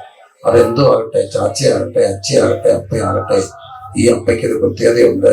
കാണി ആ അപ്പ ചോദിക്കും മുമ്പ് അറിയുന്ന ഒരപ്പായ, ചോദിക്കും മുമ്പ് അറിയുന്ന ഒരപ്പായ. എനിക്കറിയാവുന്ന ഒത്തിരി സംഭവങ്ങളുണ്ട്, ഒത്തിരി സംഭവങ്ങൾ. അതിലൊരു സംഭവം മറക്കത്തില്ല. എനിക്കൊരു അടുത്ത സുഹൃത്തുണ്ടായിരുന്നു. അദ്ദേഹത്തിന്റെ പേര് ഫെലിക്സ് എന്ന കെനിയക്കാരനാണ്. നല്ലൊരു ശുശ്രൂഷകന്. അദ്ദേഹം ഇന്ത്യയിൽ വന്നാണ് മാസ്റ്റേഴ്സ് ഒക്കെ എടുത്തത്. അങ്ങനെ ഞങ്ങൾ തമ്മിലൊരു നല്ല സൗഹൃദം ഉണ്ടായി, പലപ്പോഴും വരാറുണ്ടായിരുന്നു. അദ്ദേഹം കല്യാണമൊക്കെ ഒരു വട്ടം അദ്ദേഹം പഠിച്ചു കഴിഞ്ഞ് വന്നു. അപ്പൊ ഇടയ്ക്ക് അദ്ദേഹത്തെ ഞാൻ പരിഭാഷപ്പെടുത്താറുണ്ട്. ഒരു വട്ടം പരിഭാഷപ്പെടുത്തിക്കൊണ്ട് വളരെ ശക്തനാണ്, ഭയങ്കര വെളിപ്പാടുള്ള ദൂതാണ്. അദ്ദേഹം പ്രസംഗിക്കുമ്പോൾ ഞാൻ പരിഭാഷപ്പെടുത്തുക. ഈ ചെറുപ്പക്കാരൻ പറഞ്ഞു, നിങ്ങൾ എന്നെ ഇന്ന് വലിയ ആദരവോടൊക്കെയാണ് കാണുക, പക്ഷെ എന്റെ ചരിത്രം പറഞ്ഞാൽ ഒരു പക്ഷെ നിങ്ങൾ എന്നെ അത്രയും ആദരവോടെ കാണത്തില്ല. ഞാൻ അപ്പൻ ആരെന്നറിയാതെ വളർന്നവനാണ്. അമ്മയുടെ വയറ്റില് ഏതോ ഇരുട്ടത്ത് ആരോ നിക്ഷേപിച്ച ഒരു മാംസബന്ധം, അതാണ് ഞാൻ. എനിക്ക് അപ്പൻ ആരെന്നറിയില്ല, അപ്പനെ ഞാൻ കണ്ടിട്ടില്ല. അമ്മ അതുകൊണ്ട് തന്നെ എന്നെ ഒത്തിരി കഷ്ടപ്പെട്ട് ജീവിതത്തിന്റെ തിന്മകളിലൂടെയാണ് അമ്മ എന്നെ വളർത്തിയത്. ഒത്തിരി കഷ്ടപ്പെട്ടു. അങ്ങനെ വല്ലാതിരുന്നത് കൊണ്ട്, അപ്പനില്ലാഞ്ഞത് കൊണ്ട് പലപ്പോഴും ഫീസ് അടച്ചിട്ടില്ല. അതിന്റെ പേരിൽ വരാന്തകളിൽ പലവട്ടം നിന്നും കയറിയ നിക്കറുകള്, അങ്ങനെ സങ്കടത്തിന്റെ ഒരു ഭാഗ്യം. പക്ഷേ 8ാം ക്ലാസ്സിലോ 9ലോ പഠിക്കുമ്പോൾ കർത്താവിനെ രക്ഷകനായി സ്വീകരിച്ചു. ദൈവം പിതാവായപ്പോൾ താനൊരു കാര്യം തീരുമാനിച്ചു. ഇനി അമ്മയോട് താൻ ഒരിക്കലും ഒന്നും ചോദിക്കില്ല, എല്ലാം ദൈവത്തോട് ചോദിക്കാൻ പറയും. അങ്ങനെ പഠിച്ചു, മാസ്റ്റേഴ്സ് ഒക്കെ എടുത്തു, വലിയവനായി. അദ്ദേഹം പറയുക, ഒരിക്കൽ ഇതെല്ലാം കഴിഞ്ഞ് താൻ അപ്പനെ നേരിട്ട് കണ്ടു. അന്ന് ഈ ചെറുപ്പക്കാരൻ കുഞ്ഞല്ല, ബലിഷ്ഠവാനായ ഒരു ചെറുപ്പക്കാരൻ.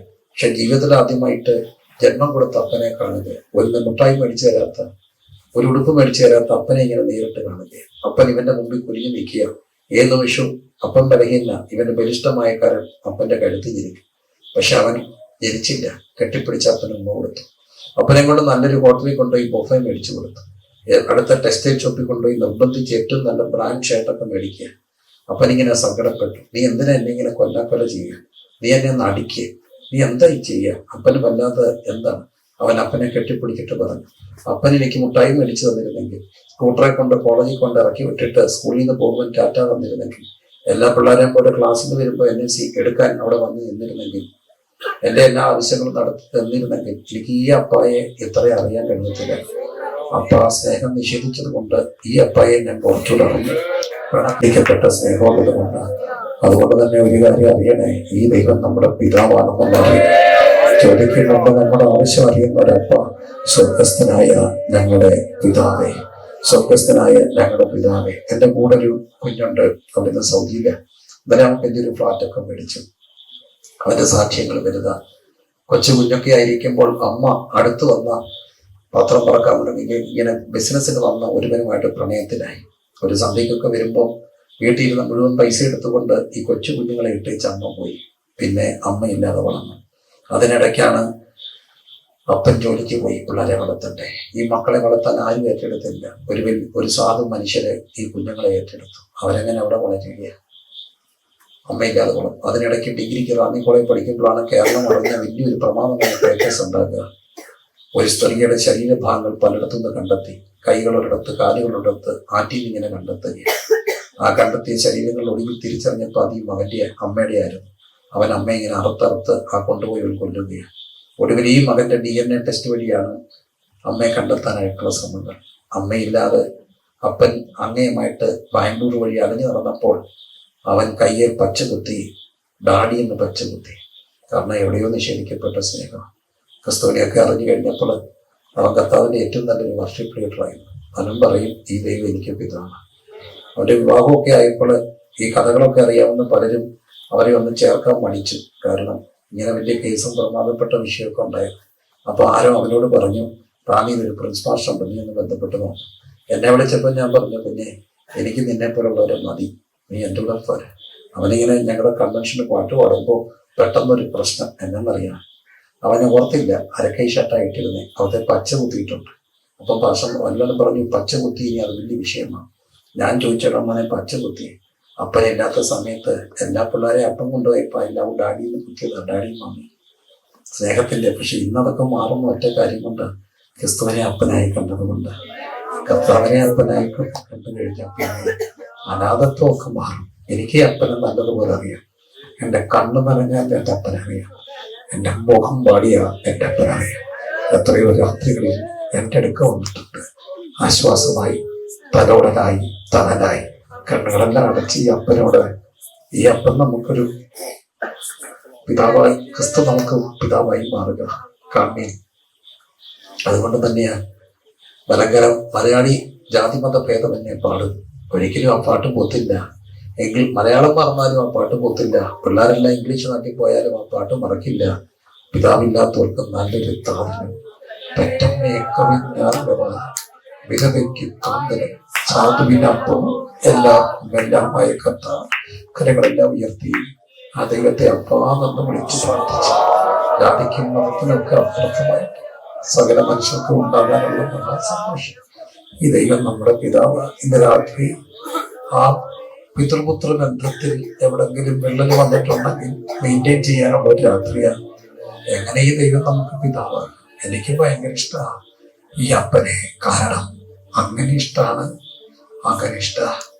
ഞാൻ ഭയന്ന രാത്രികളിൽ കർത്താവിന്റെ അടുത്ത് വന്നിട്ടുണ്ട്. ഞാൻ സങ്കടപ്പെട്ടപ്പോൾ കർത്താവിന്റെ അടുത്ത് വന്നിട്ടുണ്ട്. ഒന്നീ നേരിട്ട് വരും, അല്ലെ ആരെങ്കിലും പറഞ്ഞു വിടും. എങ്ങനെയാണേലും തമ്പുരാൻ എൻ്റെ അടുക്ക് വരും. എനിക്കൊരു കർത്താവിനെ അറിയാം. പിതാവായ ദൈവത്തെ എല്ലാ കണ്ണുകൾ അടച്ചിട്ട് അല്പസമയം ഒന്ന് സ്തുതിച്ചേ. ദൈവം നമ്മുടെ നടുവിലുണ്ടല്ലോ. ദൈവം നമ്മുടെ നടുവിലുണ്ടല്ലോ. എല്ലാവരും കണ്ണുകൾ അടച്ചെന്ന് പ്രാർത്ഥിച്ചിട്ട് പിതാവില്ലാത്തവർക്ക് നല്ലൊരു പ്രാർത്ഥന പെട്ടമ്മയെ കവിഞ്ഞ കുഞ്ഞുങ്ങളെ. ഒരു കാര്യം ഞാൻ വർഷങ്ങളായിട്ട് ശീലിച്ചിട്ടുണ്ട്. പലതും ഞാൻ ഒരു മനുഷ്യനോട് ഞാനൊരു കാര്യം ചോദിക്കില്ല. ഒറ്റ മനുഷ്യനോട് ഞാനൊരു കാര്യം ചോദിക്കില്ല. എനിക്ക് ഭയങ്കര ധൈര്യം ആ കാര്യത്തിൽ. പക്ഷെ എനിക്കറിയാം, ഞാൻ ചോദിക്കാതെല്ലാം അറിയുന്നവരാ. കണ്ണുകളെല്ലാം അടച്ച് കരങ്ങളെല്ലാം ഉയർത്തി, ഈ ദൈവം നിങ്ങൾക്ക് പിതാവാണ്. എന്താ പാപം എന്നൊക്കെ പറയുക? ബന്ധങ്ങളുടെ വിച്ഛേദനം. മരണമെന്ന് പറയുന്നത് പോലും ബന്ധങ്ങളുടെ വിച്ഛേദനം. പാപം കൊണ്ടുണ്ടായ കാര്യം ബന്ധങ്ങളുടെ വിച്ഛേദനം. മരണം ഒരിക്കലും ആസ്തിക്യത്തിന്റെ അവസാനമല്ല. നരകത്തിലോട്ടൊക്കെ പോകുക എന്ന് പറയുന്നത് ക്രിസ്തുവുമായിട്ടുള്ള ബന്ധം ഇല്ലാതാകുക. സ്വർഗത്തിലേക്ക് പോകുന്നത് ആ ബന്ധത്തിന്റെ തുടർച്ചയാണ്. അപ്പൊ എന്താ ഈ മരണം? ബന്ധങ്ങളുടെ വിച്ഛേദനമാണ്. ഇന്ന് ആ ബന്ധം എവിടെങ്കിലും വിച്ഛേദിക്കപ്പെട്ടിട്ടുണ്ടോ?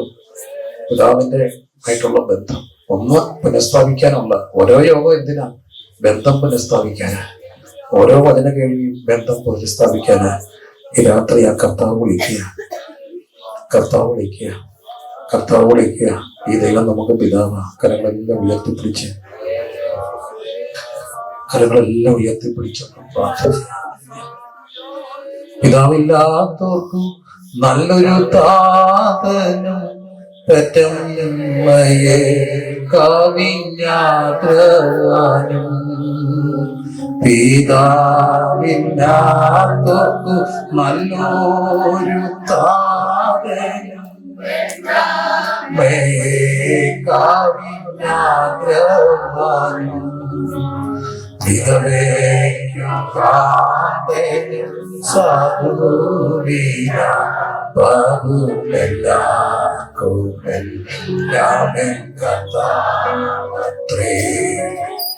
വിധവേക്കു കാത്തേനും എല്ലാവർക്കും. പാപം പലപ്പോഴും നമ്മുടെ ജീവിതത്തിന്റെ ആ ബന്ധമൊക്കെ ഇങ്ങനെ കട്ടിയില്ല. ഇതിനകത്ത് ഏതെങ്കിലും വിഷയങ്ങൾ അപ്പനും മക്കളും തമ്മിലുള്ള ബന്ധത്തിൽ ഇടർച്ചയായിട്ടുണ്ടെങ്കിൽ അതിനെ എല്ലാം കളഞ്ഞിട്ട് നേരെ ചെല്ലാം. ഈ അപ്പൻ്റെ ഒരു പ്രത്യേകതയുണ്ട്. ദൂർത്തപുത്രൻ ഇങ്ങനെ തിരിച്ചു വരുമ്പോൾ അപ്പനെ ഓടിച്ചെല്ലുക, ചെന്നിട്ട് അവന്റെ കഴുത്തിൽ എന്ത് ചെയ്തു?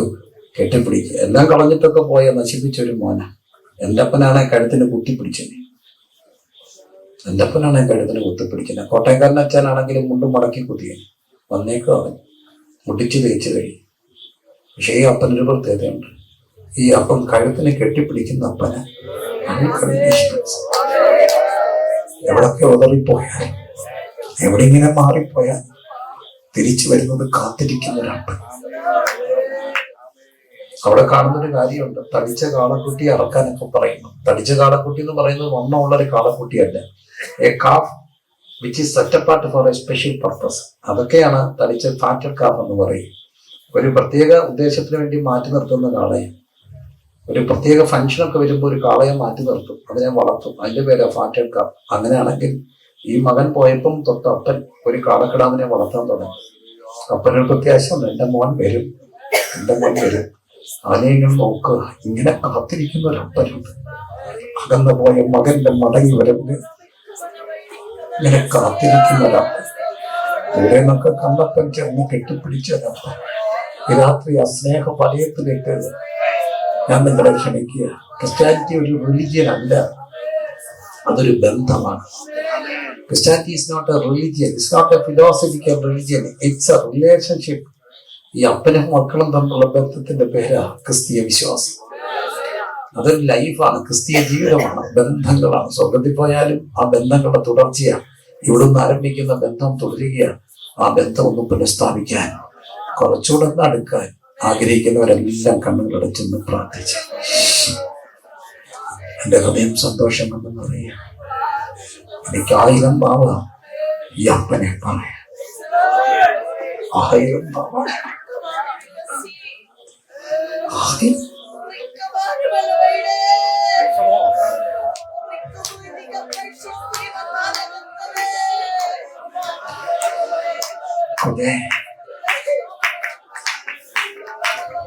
അപ്പാന്ന് വിളിച്ച ആൾക്ക് വേണ്ടി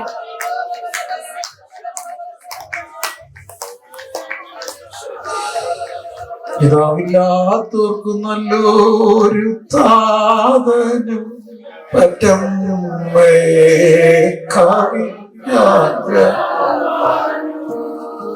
പിതാവില്ലാത്തോർക്ക് നല്ലൊരു താതനും പെറ്റമ്മയെ കവിഞ്ഞാർദ്രവാനും വിധവയ്ക്കു കാത്തരും സാധുവിനപ്പവും എല്ലാവർക്കുമെല്ലാമൻ കർത്താവത്രേ. വിധവയ്ക്കു കാത്തരും സാധുവിനപ്പവും എല്ലാവർക്കുമെല്ലാമൻ കർത്താവത്രേ. ഒന്ന് എഴുന്നേറ്റ് നിന്ന് അപ്പാന്ന് വിളിക്കണമെന്നുള്ളവരൊക്കെ ഒന്ന് എഴുന്നേറ്റ് നിന്ന് ഹൃദയം നിറഞ്ഞു വിളിക്കണം. കർത്താവേ, അപ്പ അപ്പ അപ്പ അപ്പ.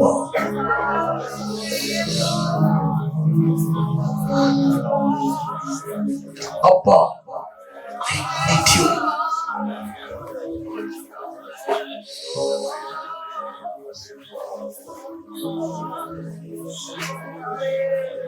രാത്രി കർത്താവ് ഇവിടെ വന്നിട്ടും യാതൊരുവിധമായ അലക്ഷ്യതകളും ഇവിടെ ഉണ്ടാകില്ലേ.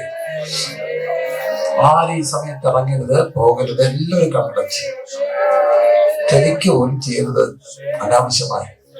എല്ലാവരും പ്രാർത്ഥിച്ച് കർത്താവ് ചിലരുടെ അടുക്കലുണ്ട്. രോഗികളെത്തോടും ആന്തരിക മുറിവുകളെ സൗഖ്യമാണ്. എല്ലാം പറയാൻ ഈ മുറ്റത്ത് വന്നിട്ടുണ്ട്.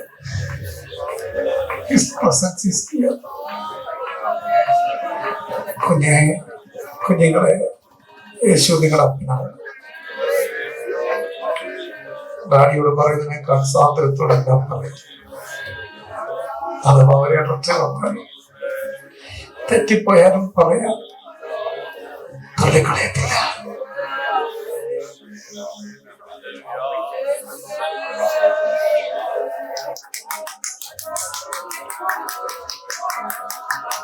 രാത്രി കർത്താവ് രോഗികളെ സുഖപ്പെടുത്തുന്നു, മനം തകർന്നവരെ സൗഖ്യമാക്കുന്നു, ബന്ധങ്ങളെ അറിയിപ്പിക്കുന്നു. യേശു കർത്താവിന്റെ സാന്നിധ്യം സ്ഥലം നിറയപ്പെടുന്നു. എല്ലാവരും പ്രാർത്ഥിച്ച് യേശു കർത്താവിന്റെ സാന്നിധ്യം കൊണ്ട് ഈ സ്ഥലം നിറയപ്പെടട്ടെ. പ്രാർത്ഥിച്ച് ഓർമ്മയിരിക്കുന്ന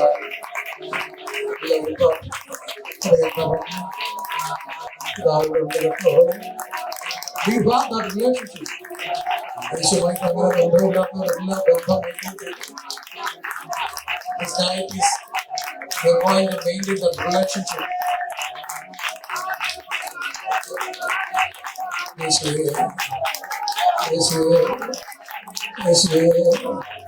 പിതാവേ, അബ്ബായേ, അബ്ബായേ, അബ്ബായേ, അബ്ബായേ, അബ്ബായേ, അബ്ബ, അബ്ബ.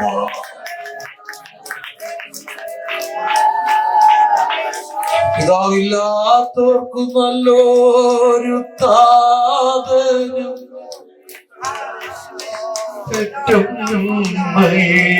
കവിഞ്ഞാദ്രവാനും പിതാവില്ലാത്തോ നല്ലൊരു താതനും പെറ്റമ്മയെ കവിഞ്ഞാദ്രവാനും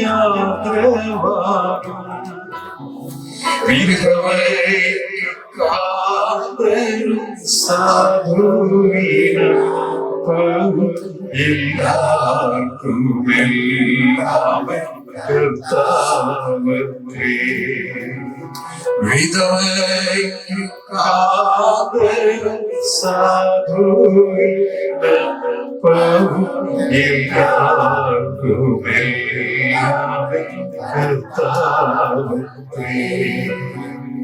എന്റെ ദൈവം സ്വർഗ സിംഹാസനത്തിലെന്റെ ഓർത്തിരുന്നു. എന്റെ ദൈവം സ്വർഗ സിംഹാസനത്തിലെന്റെ ഓർത്തിരുന്നു. സഹായമില്ലാവരും പാരിൽ കണ്ടും കാണാതെയും ആരും സഹായമില്ലാവരും പാരിൽ കണ്ടും കാണാതെയും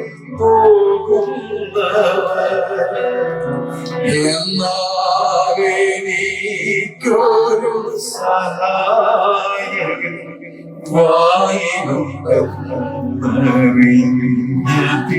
ഉല്ലാസമേ.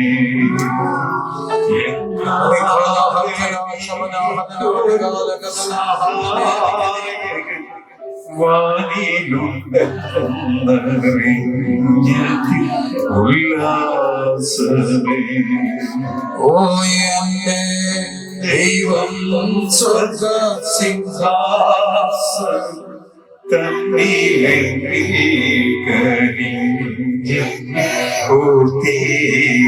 ഈ രാത്രി കർത്താവിന്റെ സാന്നിധ്യം ഒരു പിതാവിനെ പോലെ ഈ പന്തലിലും ഈ മുറ്റത്തുണ്ട്. പിതാവിന്റെ സ്നേഹം അത് നിഷേധിക്കപ്പെട്ടവരുണ്ടെങ്കിൽ, അതറിയാതെ പോയവരുണ്ടെങ്കിൽ, ആവോളം വാരിത്തിരുന്ന ഒരുവനുണ്ട്. His name is Jesus. സ്വർഗസ്ഥനായ ഞങ്ങളുടെ പിതാവേ. പിതാവേ, ആ ബന്ധത്തിൽ നിന്ന് മനുഷ്യൻ ഓടിപ്പോയി. പാപം ആ ബന്ധം വിച്ഛേദിക്കപ്പെട്ടു. എന്നാൽ പാപത്തിന്റെ പരിഹാരം ക്രിസ്തു തന്നെ വരുത്തി. അവിടുത്തെ രക്തത്തിലൂടെ ഞങ്ങൾക്ക് തരുന്ന ബന്ധത്തിന്റെ പുനഃസ്ഥാപനത്തിനായി സ്തോത്രം. ഞങ്ങളുടെ ബന്ധങ്ങൾ അവിടെ പുനഃസ്ഥാപിക്കപ്പെടുകയാണല്ലോ, റീഎസ്റ്റാബ്ലിഷ് ചെയ്യുകയാണല്ലോ. ഇന്ന് രാത്രി ചില ബന്ധങ്ങൾ പുനഃസ്ഥാപിക്കപ്പെടട്ടെ. കർത്താവുമായിട്ട് അകന്നുപോയ, ഹൃദയം കൊണ്ട് അകന്നുപോയ ചില ബന്ധങ്ങൾ യേശുവിന്റെ നാമത്തിൽ രാത്രി പുനഃസ്ഥാപനത്തിന്റെ മടങ്ങി വരവന്റെ രാത്രിയാണ്. കർത്താവ് വരാറായി. എവിടെയെങ്കിലും ബന്ധം അകന്നു പോയിട്ടുണ്ടെങ്കിൽ ഇത് രാത്രി യേശുവിന്റെ നാമത്തിൽ പ്രായഭേദത്തിനെ ആത്മാവ് പറയുകയാണ്. ഇപ്പോഴാകുന്ന രക്ഷാദിവസം, ഇപ്പോഴാകുന്ന സുപ്രസാദകാലം എവിടെയാണ് അകന്നത്? ഈ രാത്രി മടങ്ങി വരുമോ? കുറച്ചുകൂടടുത്ത് യോഗനാനിങ്ങനെ ഇരുന്നത് പോലെ മാറോട് ചാരിയിരിക്കുന്ന ആ ബന്ധത്തിന്റെ ആഴത്തിലേക്ക്, ക്രിസ്തീയ ജീവിതം ഒരു ബന്ധമാണ്. ക്രിസ്തീയ ജീവിതം ബന്ധമാണ്. ഈ പിതാവുമായിട്ടുള്ള ബന്ധമാണ്. ആ ബന്ധത്തിലൂടെയാണ് നമുക്ക് സഹോദരങ്ങളോടുള്ള ബന്ധം. ആ ബന്ധത്തിലൂടെയാണ് കൂട്ടായ്മക്കാരുമായിട്ടുള്ള ബന്ധം. ക്രിസ്തീയ ജീവിതം ബന്ധമാണ്. ആ ബന്ധത്തിലേക്ക് യേശുവിന്റെ രാത്രി വിളിക്കുകയാണ്. പിതാവേ, ഞങ്ങൾ അങ്ങയുടെ ജനത്തിനായി സ്തോത്രം ചെയ്യുന്നു. കർത്താവ് ആ ബന്ധത്തിലേക്ക് മടക്കി വരുന്നതിനായി സ്തോത്രം. അകന്നു പോയിട്ടുണ്ട് കർത്താവേ, അകന്നു പോയിട്ടുണ്ട്. അടുത്തു വരുന്നു, മടങ്ങി വരുന്നു. തന്നെ സ്വീകരിച്ചതുപോലെ ഞങ്ങളെ സ്വീകരിക്കണമേ. ഞങ്ങൾ ഉള്ളം കൊണ്ടൊക്കെ എവിടെയോ അകന്നുപോയി, മനസ്സുകൊണ്ട് ഒത്തിരി അകന്നുപോയി. അടുപ്പിക്കണമേ ആ സ്നേഹത്തിലേക്ക്. ഞങ്ങൾക്കും കർത്താവിനും ഇടയ്ക്ക് വേറെ ഒന്നും ഉണ്ടാകാൻ ഇടയാകാതെ അടുപ്പിക്കണമേ. പ്രാർത്ഥിക്കുന്നു യേശു കർത്താവിന്റെ നാമം തന്നെ. സ്വർഗസ്ഥനായ ഞങ്ങളുടെ പിതാവേ. എല്ലാവരും ചേർന്ന് പറഞ്ഞേ, സ്വർഗസ്ഥനായ. ഉറക്കം വെച്ച്, സ്വർഗസ്ഥനായ ഞങ്ങളുടെ പിതാവേ. ഒന്നുകൂടെ പറഞ്ഞേ, സ്വർഗസ്ഥനായ. Hallelujah, hallelujah, hallelujah.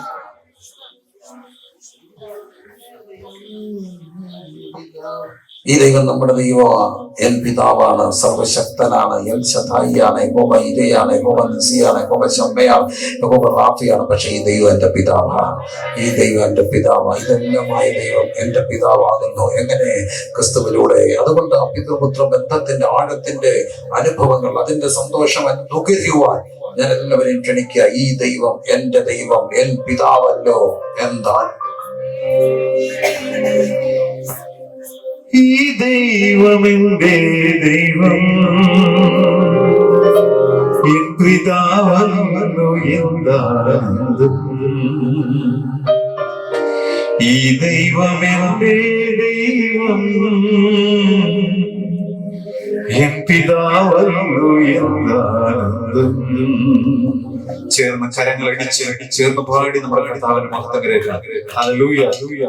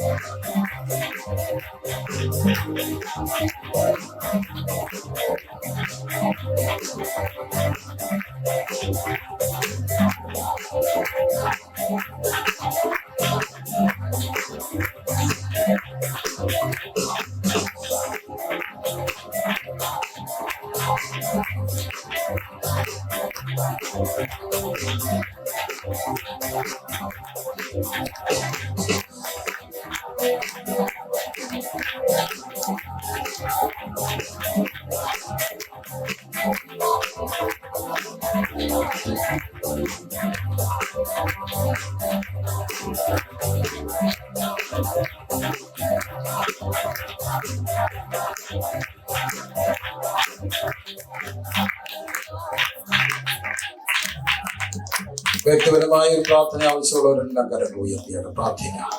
പിതാവ് യേശുവിന്റെ നാമത്തിൽ ഈ കൺവെൻഷനില് ഇന്ന് രാത്രി കർത്താവ് എനിക്കൊരു പ്രാർത്ഥന ആവശ്യമുണ്ടെന്ന് പറഞ്ഞ് കര ഉയർത്തിയിരിക്കുന്ന ഓരോരുത്തരെയും ഞങ്ങൾ തൃക്കരങ്ങൾ ഈ അപ്പന്റെ കരത്തിൽ ഏൽപ്പിക്കുന്നു. അപ്പൻ അവരുടെ ആവശ്യങ്ങളെല്ലാം അറിയാമല്ലോ, ചോദിക്കും മുമ്പ് അറിയാമല്ലോ. ഓരോരുത്തരുടെ അടുക്കൽ അപ്പന്റെ സാന്നിധ്യം ഉണ്ടല്ലോ. അപ്പായേ ഈ മക്കളെ സ്പർശിക്കണമേ, അപ്പായേ ഈ മക്കളുടെ ആവശ്യങ്ങളെ ദൈവത്തിന്റെ കരം നീട്ടണമേ, അപ്പായേ അവിടെ സങ്കടങ്ങൾക്ക് പരിഹാരം വരുത്തണമേ, അപ്പായേ അവിടെ രോഗങ്ങൾക്ക് സുഖം വരുത്തണമേ, സൗഖ്യം വരുത്തണമേ. ഞങ്ങൾ പ്രാർത്ഥിച്ച് കർത്താവിന്റെ സന്നി പ്രാർത്ഥന ആവശ്യപ്പെടുന്ന ഓരോരുത്തരെയും അനുഗ്രഹിക്കുന്നു യേശു കർത്താവിന്റെ നാമത്തിൽ തന്നെ. ദൈവം എല്ലാവരെയും അനുഗ്രഹിക്കട്ടെ. നവംബർ